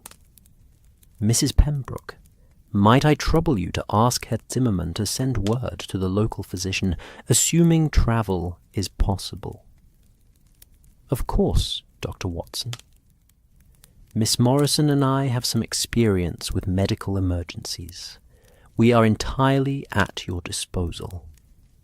As I hurried toward Dr. Muller's chamber, I was surprised to discover that our entire party was following, each person apparently concerned for our colleague's welfare, despite the suspicions and tensions that the theft had created among us. This spontaneous demonstration of collective concern provided me with a different perspective on the human dynamics of our situation. Whatever secrets each person might be carrying, their capacity for genuine compassion remained undiminished. Dr. Muller's condition, when I examined him, proved to be serious, but not immediately life-threatening. He was experiencing what appeared to be angina pectoris, chest pains brought on by exertion or stress, combined with the sort of cardiac irregularity that often affects persons of his age when subjected to altitude and anxiety. His breathing was laboured, and his pulse showed the characteristic irregularities that spoke of a heart struggling to maintain its normal rhythm. "Doctor," he said weakly, as I completed my examination, speaking in English despite his distress, "I fear I have allowed the concerns of our situation to affect my own health more than I should have permitted." "Dr. Muller," I replied, settling into the chair beside his bed, "cardiac conditions are often exacerbated by stress and altitude. Your symptoms are serious, but manageable with proper care and rest." As I administered what treatment I could with the medical supplies available, primarily cardiac stimulants from my travelling bag and careful positioning to ease his breathing, I became aware that our companions had arranged themselves throughout the room in a spontaneous caregiving formation. Mrs. Pembroke had taken charge of ensuring proper ventilation and temperature, while Miss Morrison prepared warm compresses. The Countess, despite her own recent troubles, showed remarkable grace in offering to sit with the patient should continuous attendance be required. Most surprising was Miss Fairweather's response to the emergency. Her usual reserve disappeared entirely as she demonstrated practical nursing skills that spoke of previous experience with serious illness. "Miss Fairweather," I observed, as she efficiently prepared a cardiac tonic according to my instructions, "you show remarkable competence in medical matters." Her face flushed slightly at the compliment. My younger sister suffered from a similar condition, Doctor. Watson? I learned to manage her care during the periods when professional medical attention was not readily available. There was something in her tone, a combination of love, worry, and what sounded like financial constraint. That caught my attention even amidst my concern for Dr. Muller's immediate welfare. Your sister's condition, is it ongoing? She requires regular treatment that is quite expensive, Miss Fairweather replied quietly, her hands never pausing in their efficient work. The medications alone cost more than my quarterly salary, and the specialist consultations. She did not complete the thought, but her meaning was clear enough.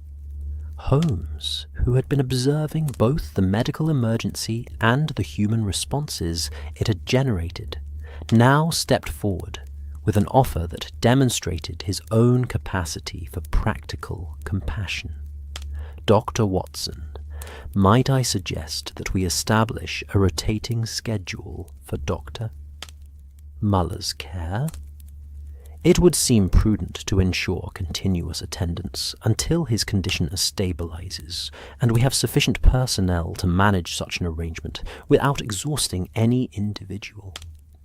The proposal was immediately embraced by our entire group, and within minutes we had organized ourselves into a caregiving schedule that would have done credit to any professional medical establishment.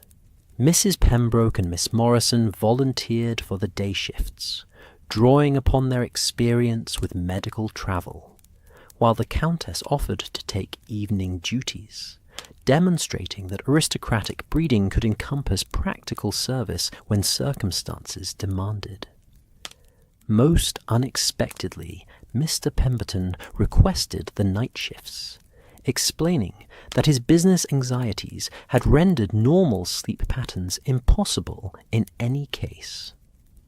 I might as well make useful employment of my insomnia, he said with a self-deprecating smile that revealed a more appealing side of his character than our previous interactions had suggested.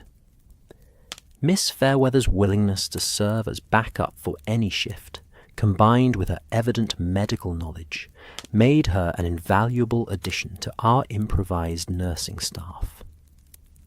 Even Mr. Ashford, despite his generally mysterious nature, proved unexpectedly helpful in managing the practical arrangements and ensuring that Dr. Muller's chamber remained properly organized and supplied.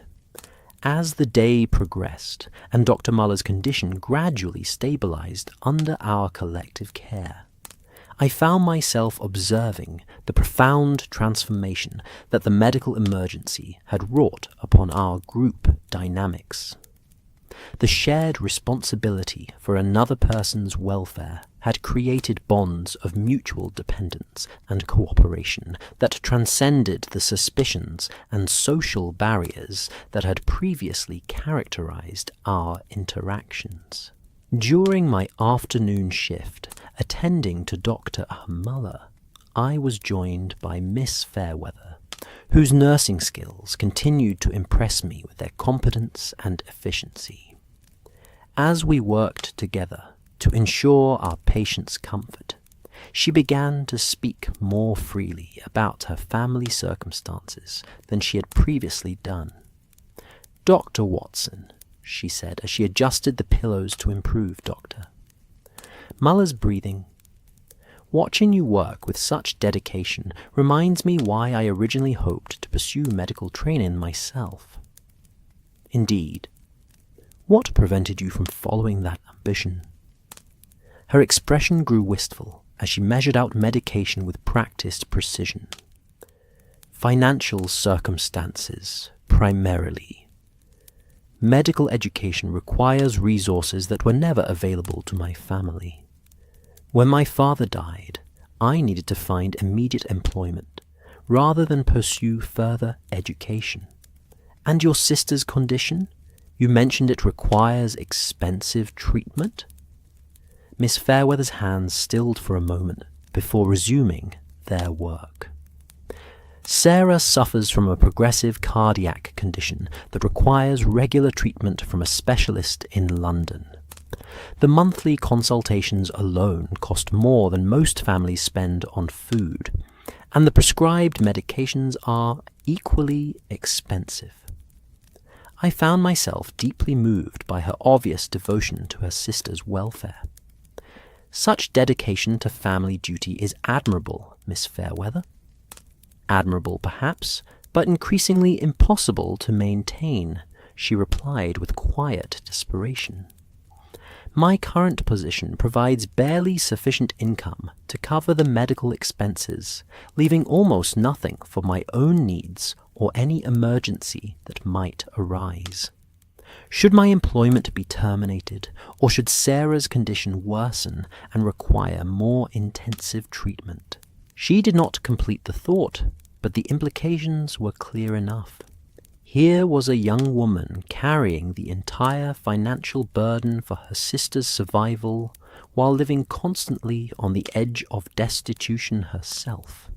The strain of such responsibility, maintained year after year with no prospect of relief, would test the moral resources of even the most principled individual. Holmes appeared in the doorway as our conversation was concluding, ostensibly to check upon Doctor Muller's progress, but clearly having arrived at a moment that allowed him to observe the interaction between Miss Fairweather and myself. His expression was thoughtful, as he noted her evident medical competence and the emotional weight of her family obligations. Miss Fairweather, he said gently, your sister is fortunate to have such devoted care. Thank you, Mr. Holmes, though I confess there are times when I wonder whether my devotion is sufficient to meet her needs.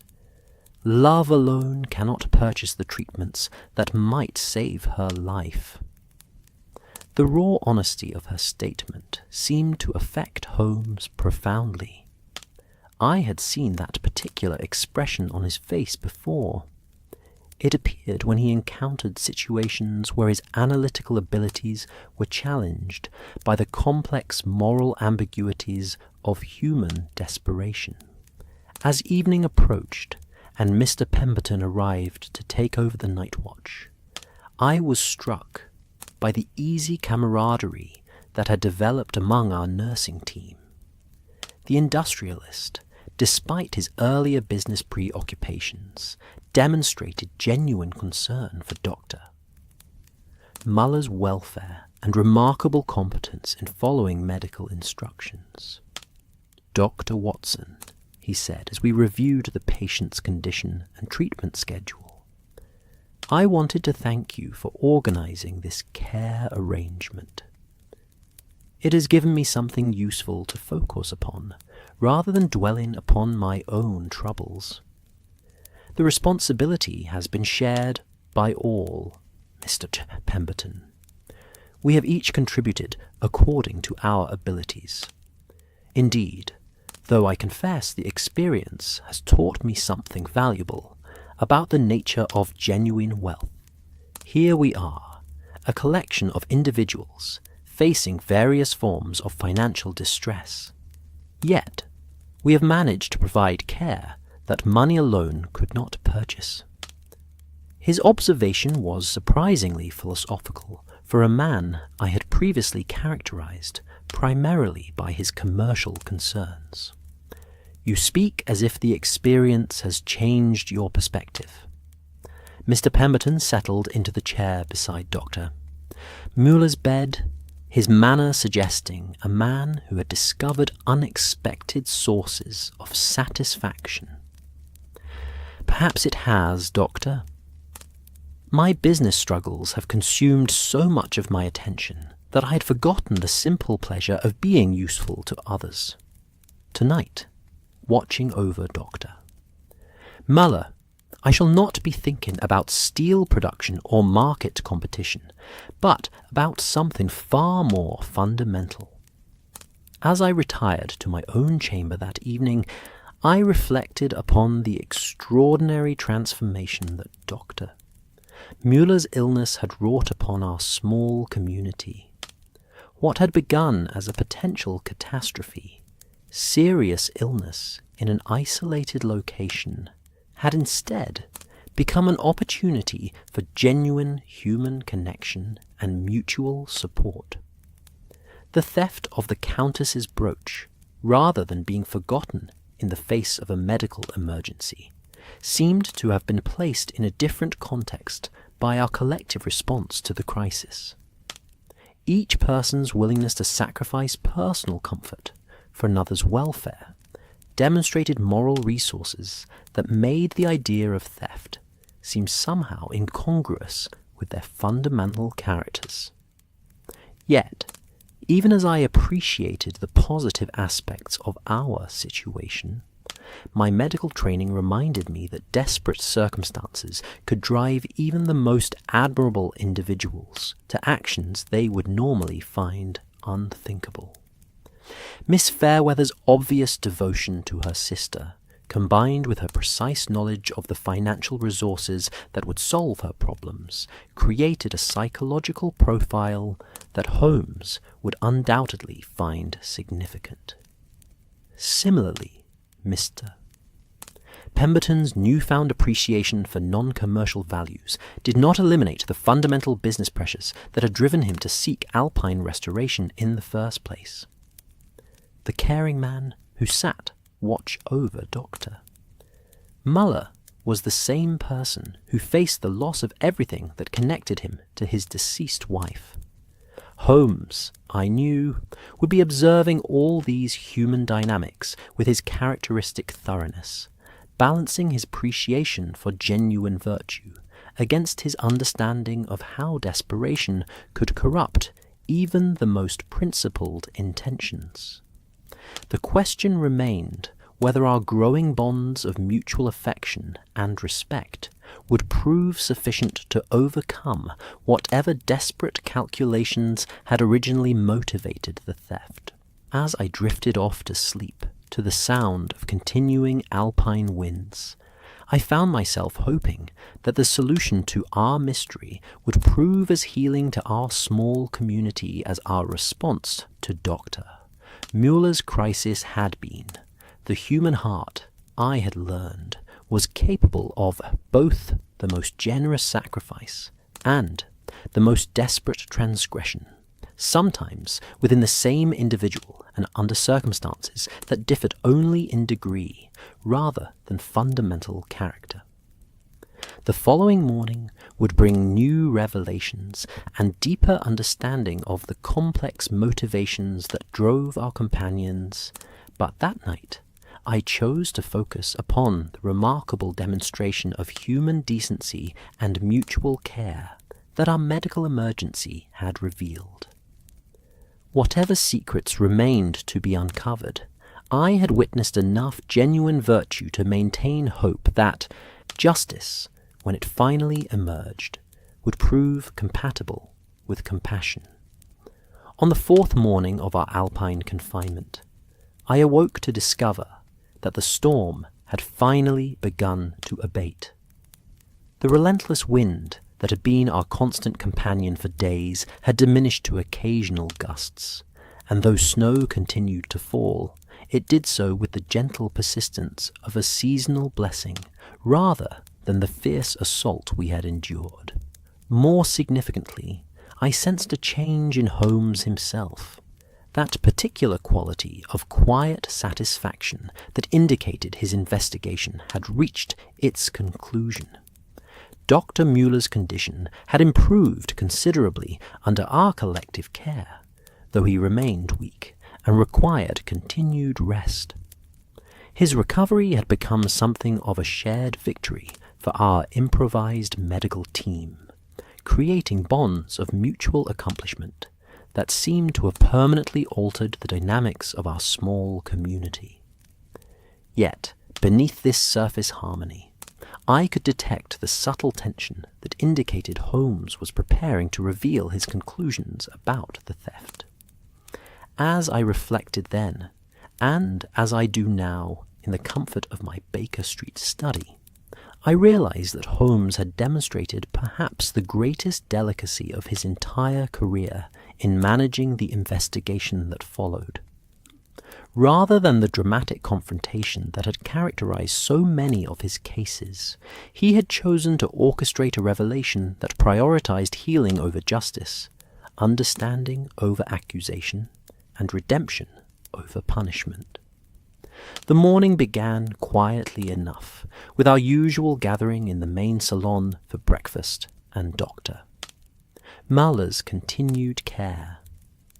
The Austrian physician, though still confined to his chamber, was able to join our conversations through the open door, and his presence added a note of professional authority to our discussions that seemed to comfort everyone involved. It was during this peaceful domestic scene that Holmes made his first subtle move toward resolution.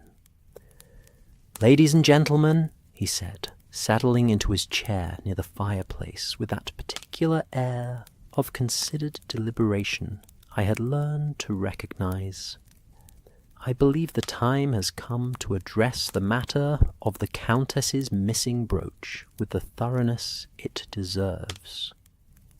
The change in atmosphere was immediate and palpable. Conversation ceased. Coffee cups were set down with unusual precision, and each member of our party seemed to steel themselves for whatever revelation was to follow. Yet Holmes's manner remained gentle and conversational, suggesting discussion rather than accusation. "My investigation," he continued, "has revealed several important facts that I believe will interest you all. First, the theft was indeed conducted by someone with considerable skill in the manipulation of locks and the systematic search of personal effects. Second, it was carried out by someone with intimate knowledge of the Countess's habits and the location of her jewelry. Third, and most significantly, it was motivated not by greed or criminal intent, but by the most desperate form of love and devotion." Miss Fairweather's hands, I observed, had begun to tremble almost imperceptibly as Holmes spoke. She sat perfectly still, her composure maintained through what must have been tremendous effort of will, yet her pallor and the slight tremor in her breathing suggested the enormous strain she was experiencing. Holmes continued his exposition with characteristic precision, yet his tone remained remarkably gentle. The theft required someone who could observe the Countess's evening routine without suspicion, who possessed the technical skills necessary for lock manipulation, and who had compelling reasons to risk such an act despite its inevitable discovery in our confined circumstances. Mr. Pemberton leaned forward slightly, his business instincts engaged by Holmes's methodical approach. "Mr. Holmes, you speak as if the identity of the thief were obvious from these observations. Not obvious, perhaps, but discoverable through careful analysis of both evidence and motivation."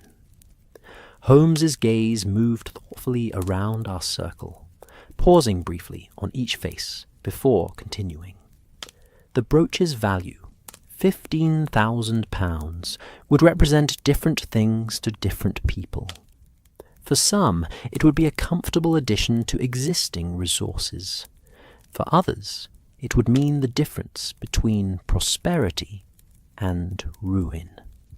For one person in our company, it would mean the difference between life and death for someone they love more than their own honor."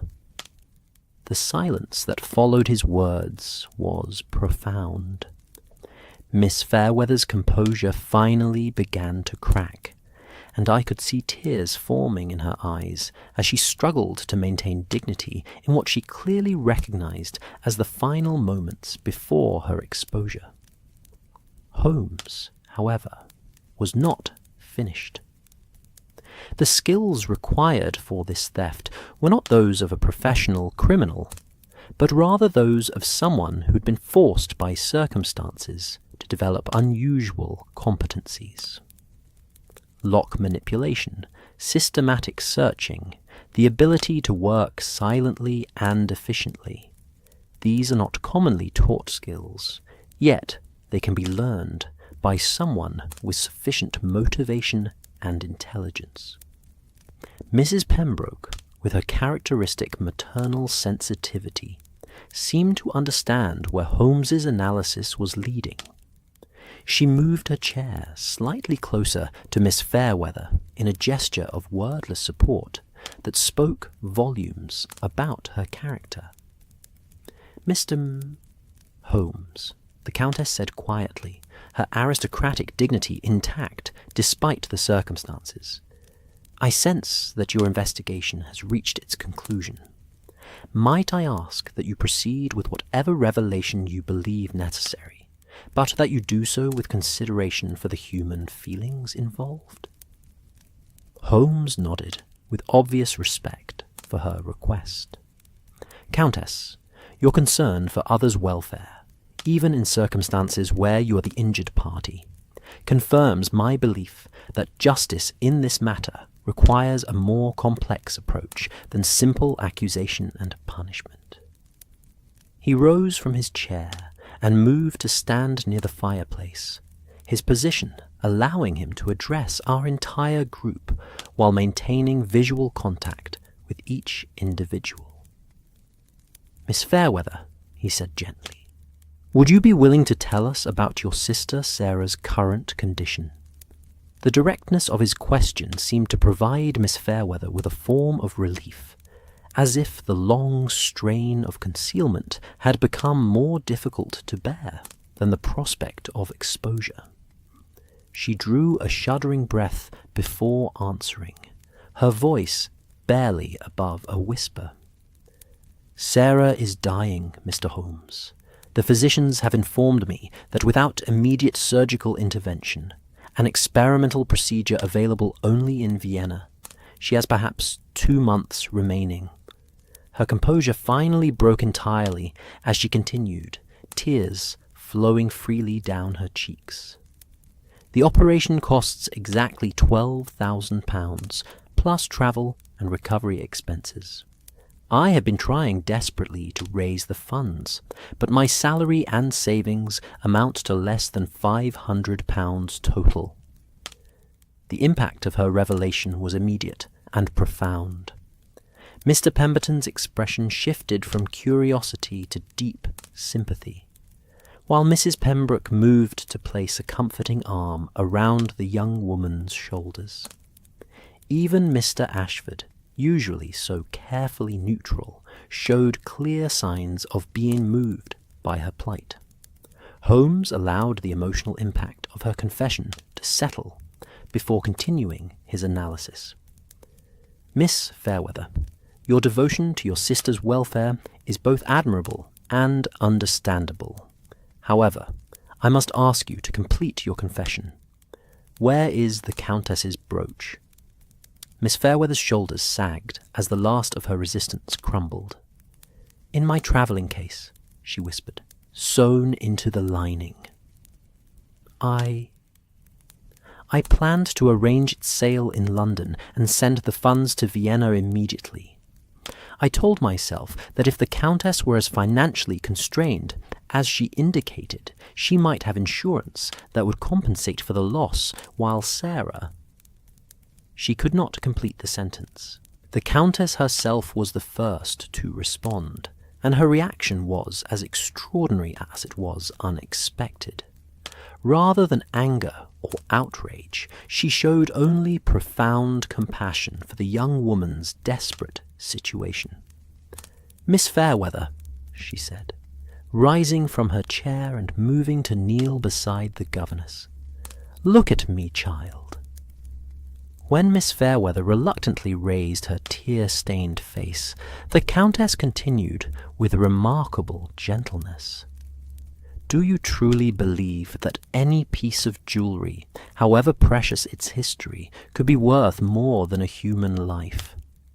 The question seemed to break what remained of Miss Fairweather's composure. "I am so sorry, Countess. I never intended. I am not a thief by nature. But when I calculated the cost of Sarah's operation and then heard the brooch's value, I thought perhaps, if I could save her life and arrange for the insurance to compensate you." She dissolved into sobs, unable to continue. What followed was perhaps the most remarkable demonstration of collective compassion I have ever witnessed. Rather than condemnation or calls for justice, our entire company seemed united in their determination to find a solution that would address both Miss Fairweather's desperate need and the Countess's loss. Mr. Pemberton was the first to speak, his business acumen immediately engaged by the practical aspects of the situation. "Miss Fairweather, you mentioned that the surgery costs £12,000. The Countess's brooch is valued at £15,000. Surely some arrangement could be made that would address both concerns." Dr. Muller, speaking from his sickbed with the authority of medical expertise, added his voice to the discussion. "The surgical procedure Miss Fairweather describes is indeed experimental, but I know the physician in Vienna who performs it.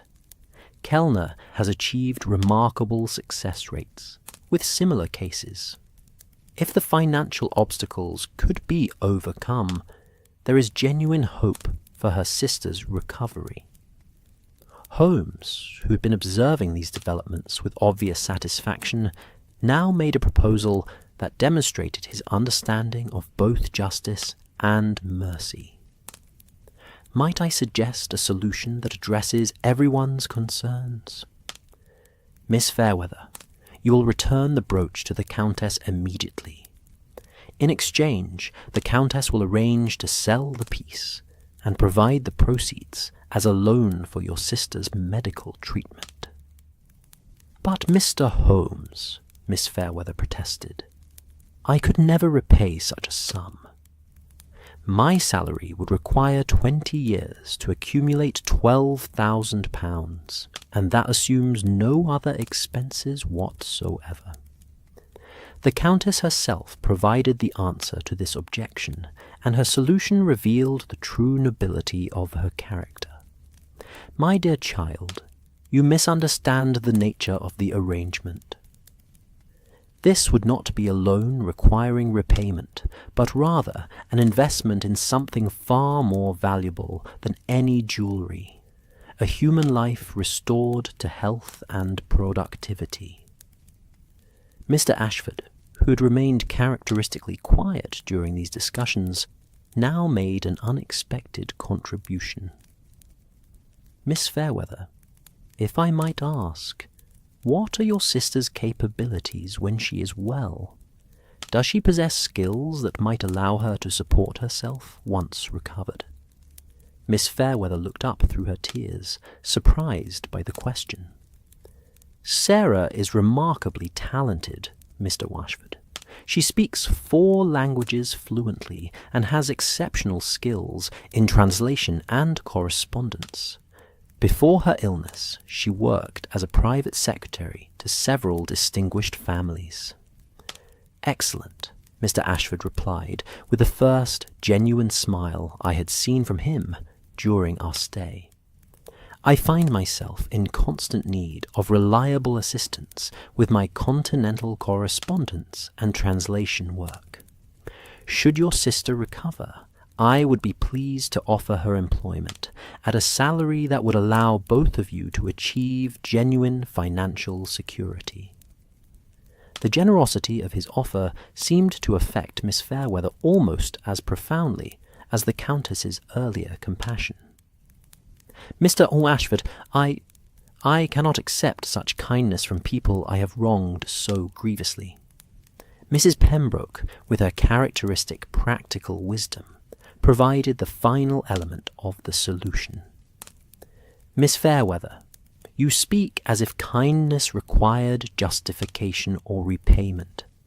Sometimes the greatest gift we can offer others is the opportunity to help in circumstances where help is desperately needed. Holmes, who had orchestrated this remarkable demonstration of collective problem-solving, now addressed the broader implications of the situation. Ladies and gentlemen, what we have witnessed here represents justice in its truest form. Not the mechanical application of punishment, but the thoughtful response to human need that addresses root causes, rather than merely symptoms. As Miss Fairweather was helped to her chamber to retrieve the brooch, and arrangements were begun for the various practical aspects of our unconventional solution, I found myself reflecting upon the extraordinary transformation that Holmes's investigation had wrought. What had begun as a crime requiring punishment had become an opportunity for redemption that would benefit everyone involved. The Countess would sacrifice her precious heirloom, but would know that it had served to save a life, surely the most noble purpose any object could serve. Miss Fairweather would receive the means to save her sister, while gaining the prospect of genuine financial security for both of them. Mr. Ashford would acquire skilled assistance for his business while providing meaningful employment. Even Mr. Pemberton, though not directly involved in the financial arrangements, had found renewed purpose in caring for others, rather than merely pursuing commercial success. When Miss Fairweather returned with the brooch, intact and undamaged, the reunion between the Countess and her family treasure was brief and matter-of-fact. Far more significant was the embrace between the two women, representing not just forgiveness, but genuine affection and mutual respect. As our gathering began to disperse, each person moving toward the practical arrangements necessary to implement our solution, Holmes caught my arm and indicated that I should remain behind. "Watson," he said quietly, "what did you make of our little demonstration of collective problem-solving?" "Remarkable, Holmes. I confess I had expected a more traditional resolution, accusation, confession, and punishment. And would such a resolution have served justice better than what we accomplished?" I considered the question carefully before answering. I think not. Miss Fairweather's crime was motivated by love rather than greed, and our solution addresses both the wrong committed and the need that motivated it. Everyone benefits, including the cause of justice itself. Precisely.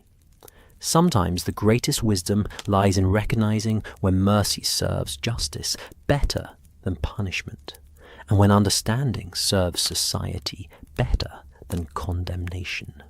As I reflect now upon that remarkable morning, I realize that Holmes had achieved something far more significant than the solution of a simple theft. He had demonstrated that true justice requires not just the identification of wrongdoing, but the wisdom to address the human circumstances that create such desperate choices. The mystery of the missing brooch had been solved, but more importantly, the mystery of how decent people can be driven to desperate acts had been explored and addressed with genuine compassion and practical wisdom. As I set down my pen this evening, the grandfather clock in the corner of my study chiming the hour of 11, I find myself transported once again to that remarkable Alpine retreat, where Holmes and I discovered truths about human nature far more profound than any we had encountered in our previous cases together. The firelight that dances across these pages tonight reminds me of the great hearth at the Grand Hotel Alpenhof, around which our unlikely family of strangers gathered during those transformative days when a simple theft became the catalyst for one of the most beautiful demonstrations of human compassion I have ever witnessed. 6 months have passed since our return from Switzerland, yet hardly a day goes by without some reminder of the lessons we learned in that snowbound sanctuary. The Morning Post brings regular correspondence from our Alpine companions, each letter a testament to the enduring bonds forged during our brief but intensive time together. More significantly, each communication provides evidence of the remarkable transformation that continues to unfold in the lives touched by our collective response to Miss Fairweather's desperate act. The most recent letter, which arrived only yesterday, comes from Miss Fairweather herself, or rather, I should say, from Miss Catherine Ashford, for she has recently married our formerly mysterious Mr. Thomas Ashford in a ceremony that, according to her delighted description, was attended by every member of our Alpine family. Her sister Sarah, fully recovered from her successful surgery and serving as Thomas's invaluable assistant in his import business, stood as maid of honour, while the Countess herself provided the family jewellery that transformed a simple governess into a radiant bride. The wedding, Catherine writes, was held in the garden of the Pemberton country estate, which James has recently expanded, using the profits from a business partnership with Thomas that has proven mutually beneficial beyond their most optimistic calculations. Mrs. Pembroke, now a regular guest at the Pemberton household, supervised the arrangements with her characteristic blend of practical efficiency and maternal warmth, while Miss Morrison documented the proceedings with the new photographic equipment that has become her passion since discovering an unexpected talent for artistic composition. Perhaps most remarkably, Dr. Muller has established a small practice in the nearby village, specializing in what he terms therapeutic communities. Residential arrangements where patients recovering from nervous exhaustion can benefit from meaningful social connections while receiving professional medical care. Its first permanent residents include 2 other former guests of the Alpenhof who credit our improvised caregiving arrangement with teaching them the healing power of mutual responsibility and shared purpose. These developments, extraordinary as they are, represent only the visible manifestations of changes that run far deeper than mere material success or social advancement. In reading between the lines of each letter, in noting the warmth and genuine affection that characterizes every communication, I recognize the continuing influence of those few days when 8 strangers learned to see past surface appearances and social conventions to the fundamental humanity that connects us all. The transformation was not immediate, of course. Our final days at the Alpenhof, following Holmes's masterful resolution of the theft, were marked by a curious combination of relief and adjustment, as each member of our party came to terms with the new understanding they had gained of themselves and others. Miss Fairweather, in particular, required time to accept the generosity that had been extended to her, struggling with feelings of unworthiness that were entirely at odds with the genuine affection she had earned from all of us. I remember particularly the evening before our departure, when the storm had finally cleared entirely, and we could see the mountain peaks standing magnificent and serene against a star-filled sky. We had gathered as usual around the great fireplace, but the conversation that evening carried a different quality. Not the careful politeness of strangers, nor even the comfortable familiarity of temporary companions, but the deep ease of family members who had shared profound experiences together. Holmes, I observed, seemed unusually contemplative that evening, and when the others had gradually retired to complete their packing, he remained by the fire in that thoughtful silence that I had learned often preceded his most important observations. "Watson," he said finally, his voice carrying a note of unusual introspection, "what do you make of our Alpine adventure? What lessons, if any, do you take from the events we have witnessed?" I considered his question carefully, recognizing that it represented more than casual curiosity about my opinions.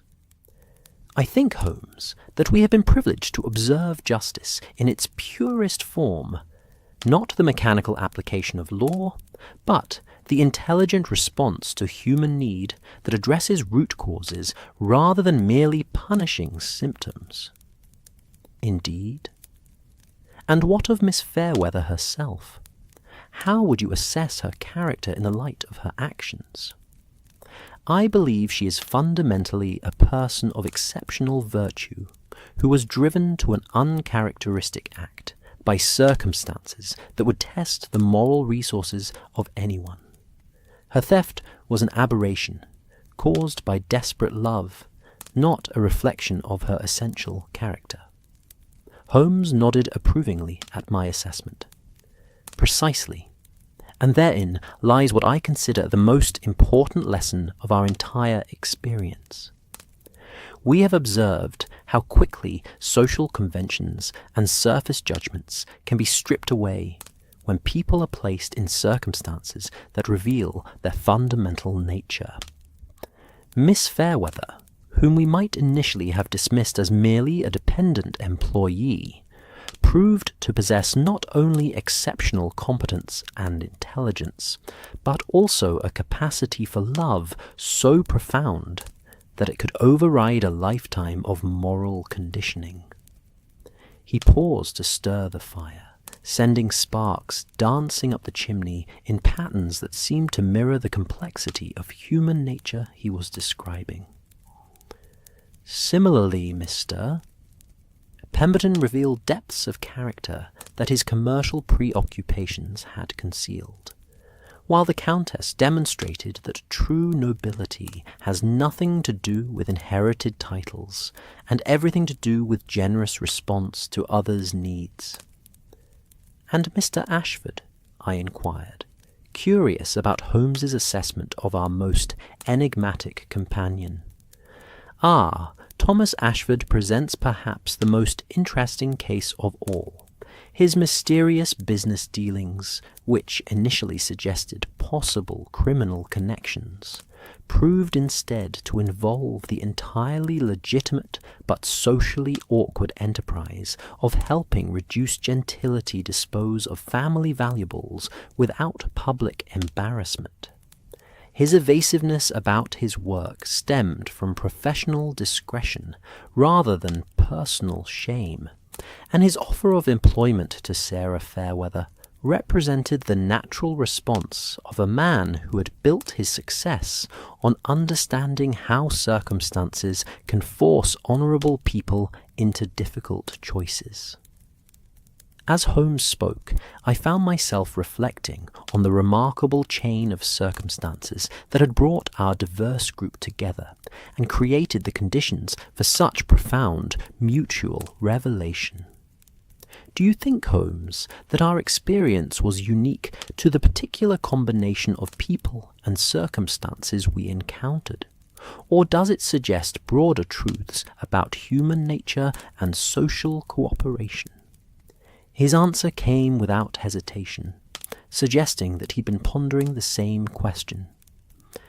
"I believe, Watson, that what we witnessed represents possibilities that exist within most human communities, but which are rarely realized due to the barriers created by social convention, economic competition, and simple lack of opportunity for genuine interaction. Our isolation removed the external pressures that normally prevent such authentic connections, while the various crises we faced created the necessity for mutual dependence that revealed everyone's capacity for both vulnerability and generosity. The fire had burned low as we talked, but neither of us seemed inclined to retire.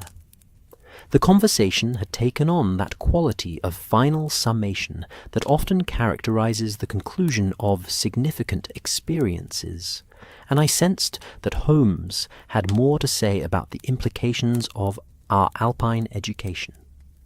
"Watson," he continued, "in our previous cases, we have often encountered the worst aspects of human nature: greed, jealousy, revenge, and the various forms of selfish calculation that drive people to harm others for personal advantage. This case has shown us something equally important, but far more hopeful: the remarkable capacity of ordinary people to respond with extraordinary generosity when they encounter genuine need, and are given the opportunity to act with full knowledge of the circumstances involved." I found his observation both moving and thought-provoking. "You suggest that criminal behavior often results from incomplete understanding rather than fundamental moral deficiency?" "Not always, certainly, but far more often than our legal system acknowledges. Miss Fairweather's theft, viewed in isolation, represented a serious violation of trust and property rights.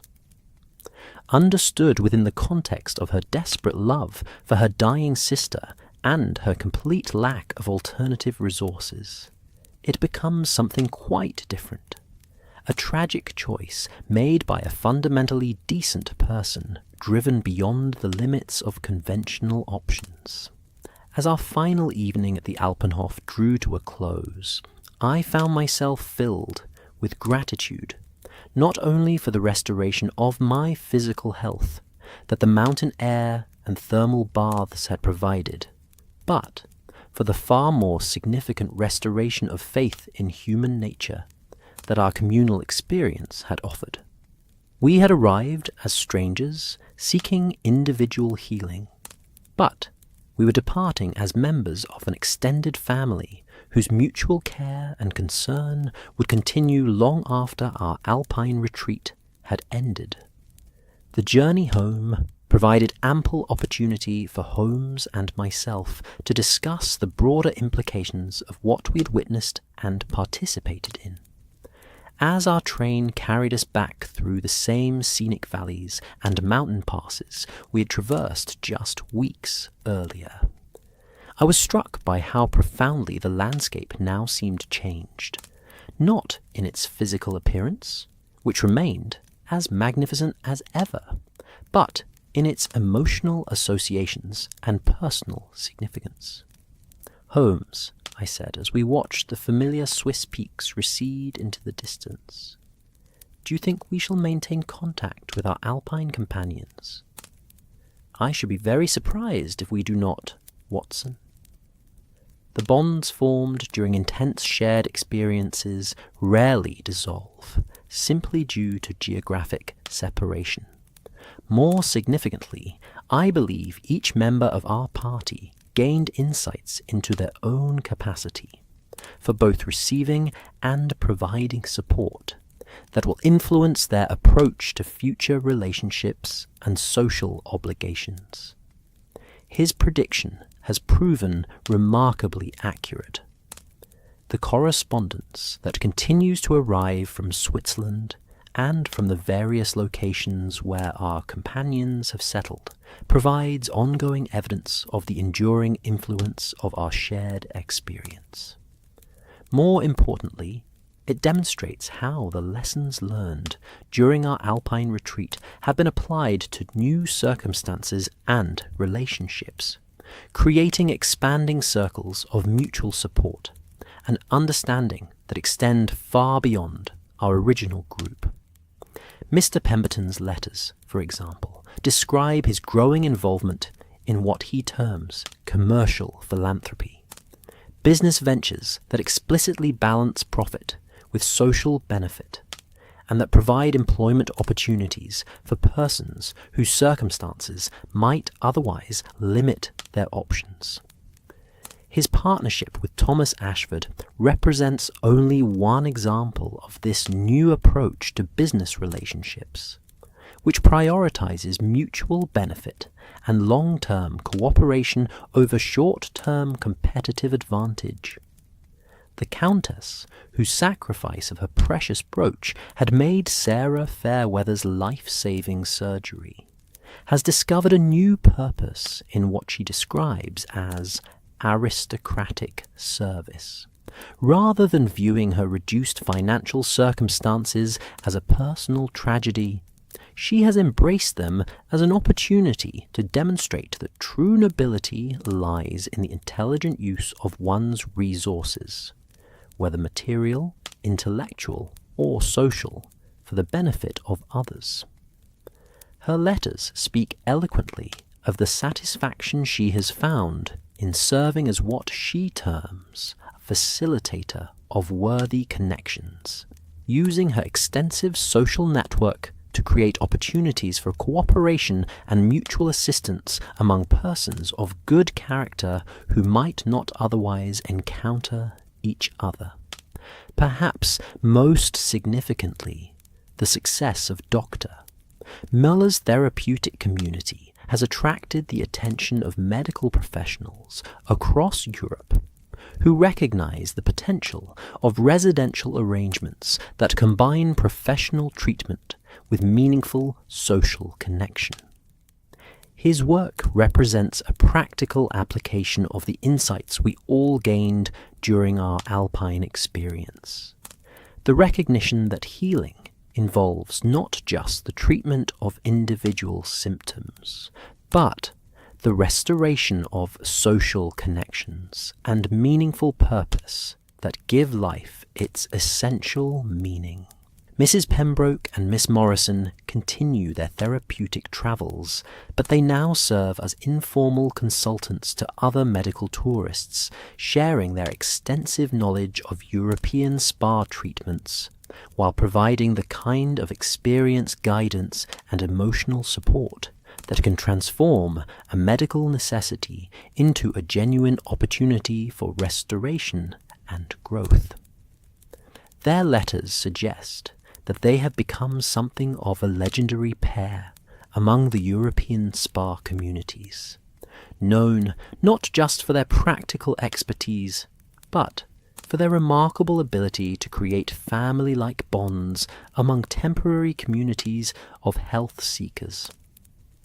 As for Miss Fairweather, now Mrs. Ashford, her transformation from desperate governess to successful business partner and happily married woman represents perhaps the most visible evidence of how circumstances can be transformed through intelligent cooperation and generous response to genuine need. Her letters speak not only of her own happiness and security, but of her determination to provide the same kind of assistance to other women in similar circumstances. She and Thomas have established what they describe as an employment network for educated women whose circumstances have forced them into precarious dependent positions, helping them find opportunities that utilize their intelligence and skills while providing genuine financial security.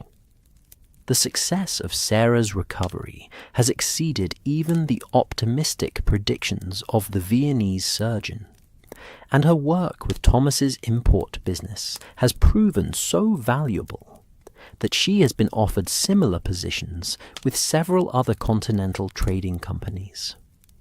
More significantly, her experience with life-threatening illness and her sister's sacrifice on her behalf have given her a particular sensitivity to others' struggles that makes her exceptionally effective in identifying and responding to various forms of need among their business associates and social circle.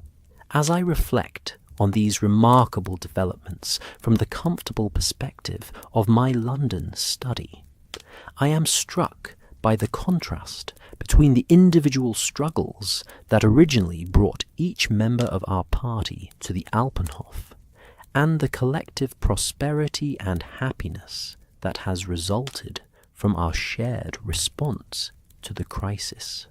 None of us could have imagined, during those first awkward introductions in the hotel's elegant lobby, that we were beginning an experience that would fundamentally alter our understanding of justice, community, and human potential.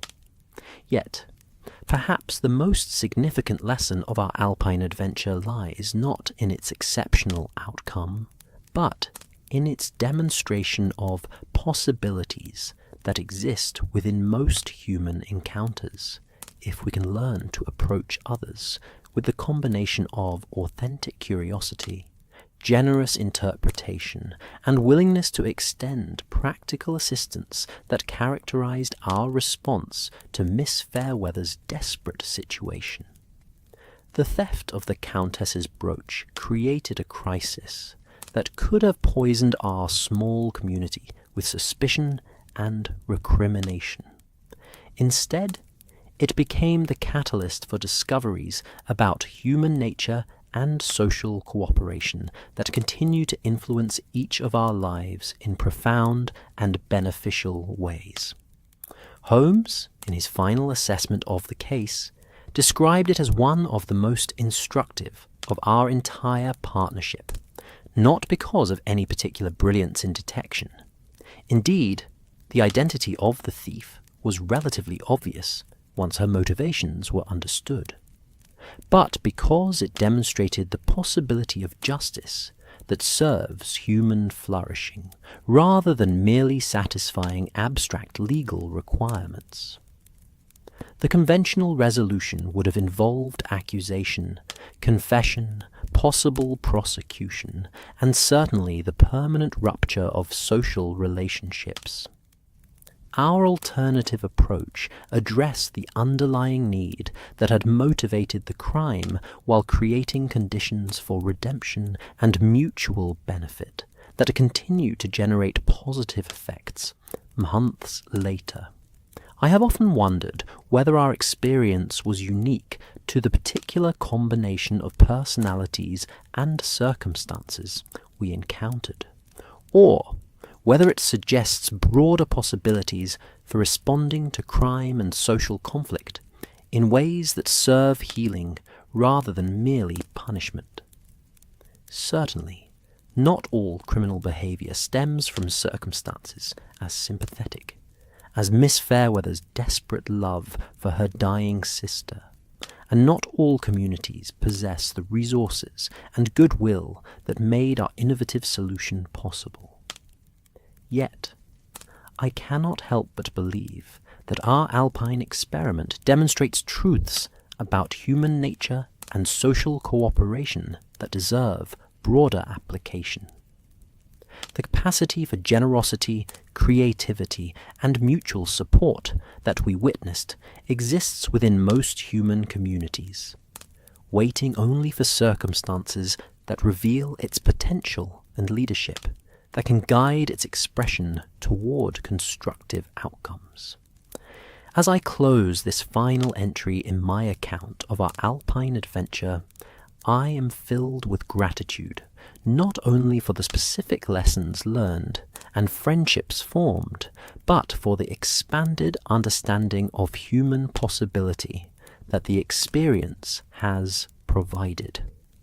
In a world too often characterized by competition, suspicion, and the mechanical application of abstract principles without regard for human complexity, our Swiss retreat demonstrated the remarkable results that can emerge when people approach each other with authentic curiosity, generous interpretation, and willingness to sacrifice personal advantage for collective benefit.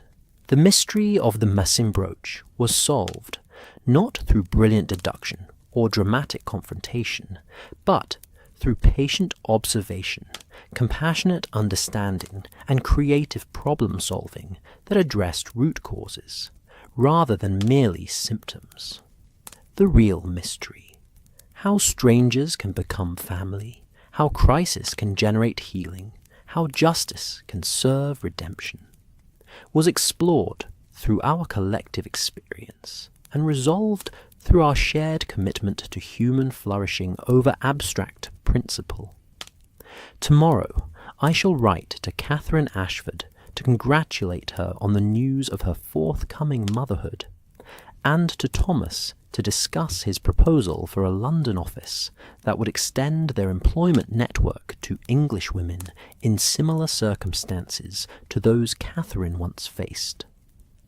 I shall also respond to the Countess's invitation to visit her new residence, where she has established what she describes as a salon for practical philanthropy that brings together persons of various backgrounds and resources who share commitment to intelligent social cooperation. These ongoing connections represent far more than mere social courtesy or nostalgic attachment to a pleasant holiday experience. They constitute evidence of the enduring influence of those remarkable days when 8 strangers learned to see past surface differences to the fundamental humanity that connects us all, and when they discovered that authentic justice requires not the mechanical application of rules, but the intelligent and generous response to human need that serves both individual flourishing and collective benefit. The fire in my study has burned low now, much as it did on our final evening at the Grand Hotel Alpine, but the warmth of memory and continuing connection keeps at bay any chill of winter or time. Our Alpine adventure may have concluded, but its lessons continue to unfold in ways that enrich not only our own lives, but the lives of countless others who have been touched by the expanding circles of mutual support and understanding that began during those transformative days when a simple theft became the catalyst for one of the most beautiful demonstrations of human possibility it has ever been my privilege to witness. As I extinguish my lamp and prepare to retire, I carry with me the profound satisfaction that comes from having participated in something far more significant than the solution of a crime or the resolution of a mystery. We had the extraordinary privilege of witnessing and contributing to a demonstration of justice as it should be, not merely the punishment of wrongdoing, but the intelligent and compassionate response to human need that serves healing, redemption, and the flourishing of all involved. In such moments, the true purpose of detection becomes clear, not merely to identify violations of law or social convention, but to understand the complex human circumstances that create such violations, and to respond with wisdom that serves both individual need and collective benefit. Our Alpine mystery taught us that the greatest victories come not from exposing criminals, but from helping desperate people discover better alternatives to desperate choices, and in the process helping entire communities discover their capacity for extraordinary generosity and creative cooperation. Such, I believe, represents the highest achievement of both detection and justice, not the satisfaction of abstract principles, but the flourishing of human lives and communities in all their magnificent complexity and potential.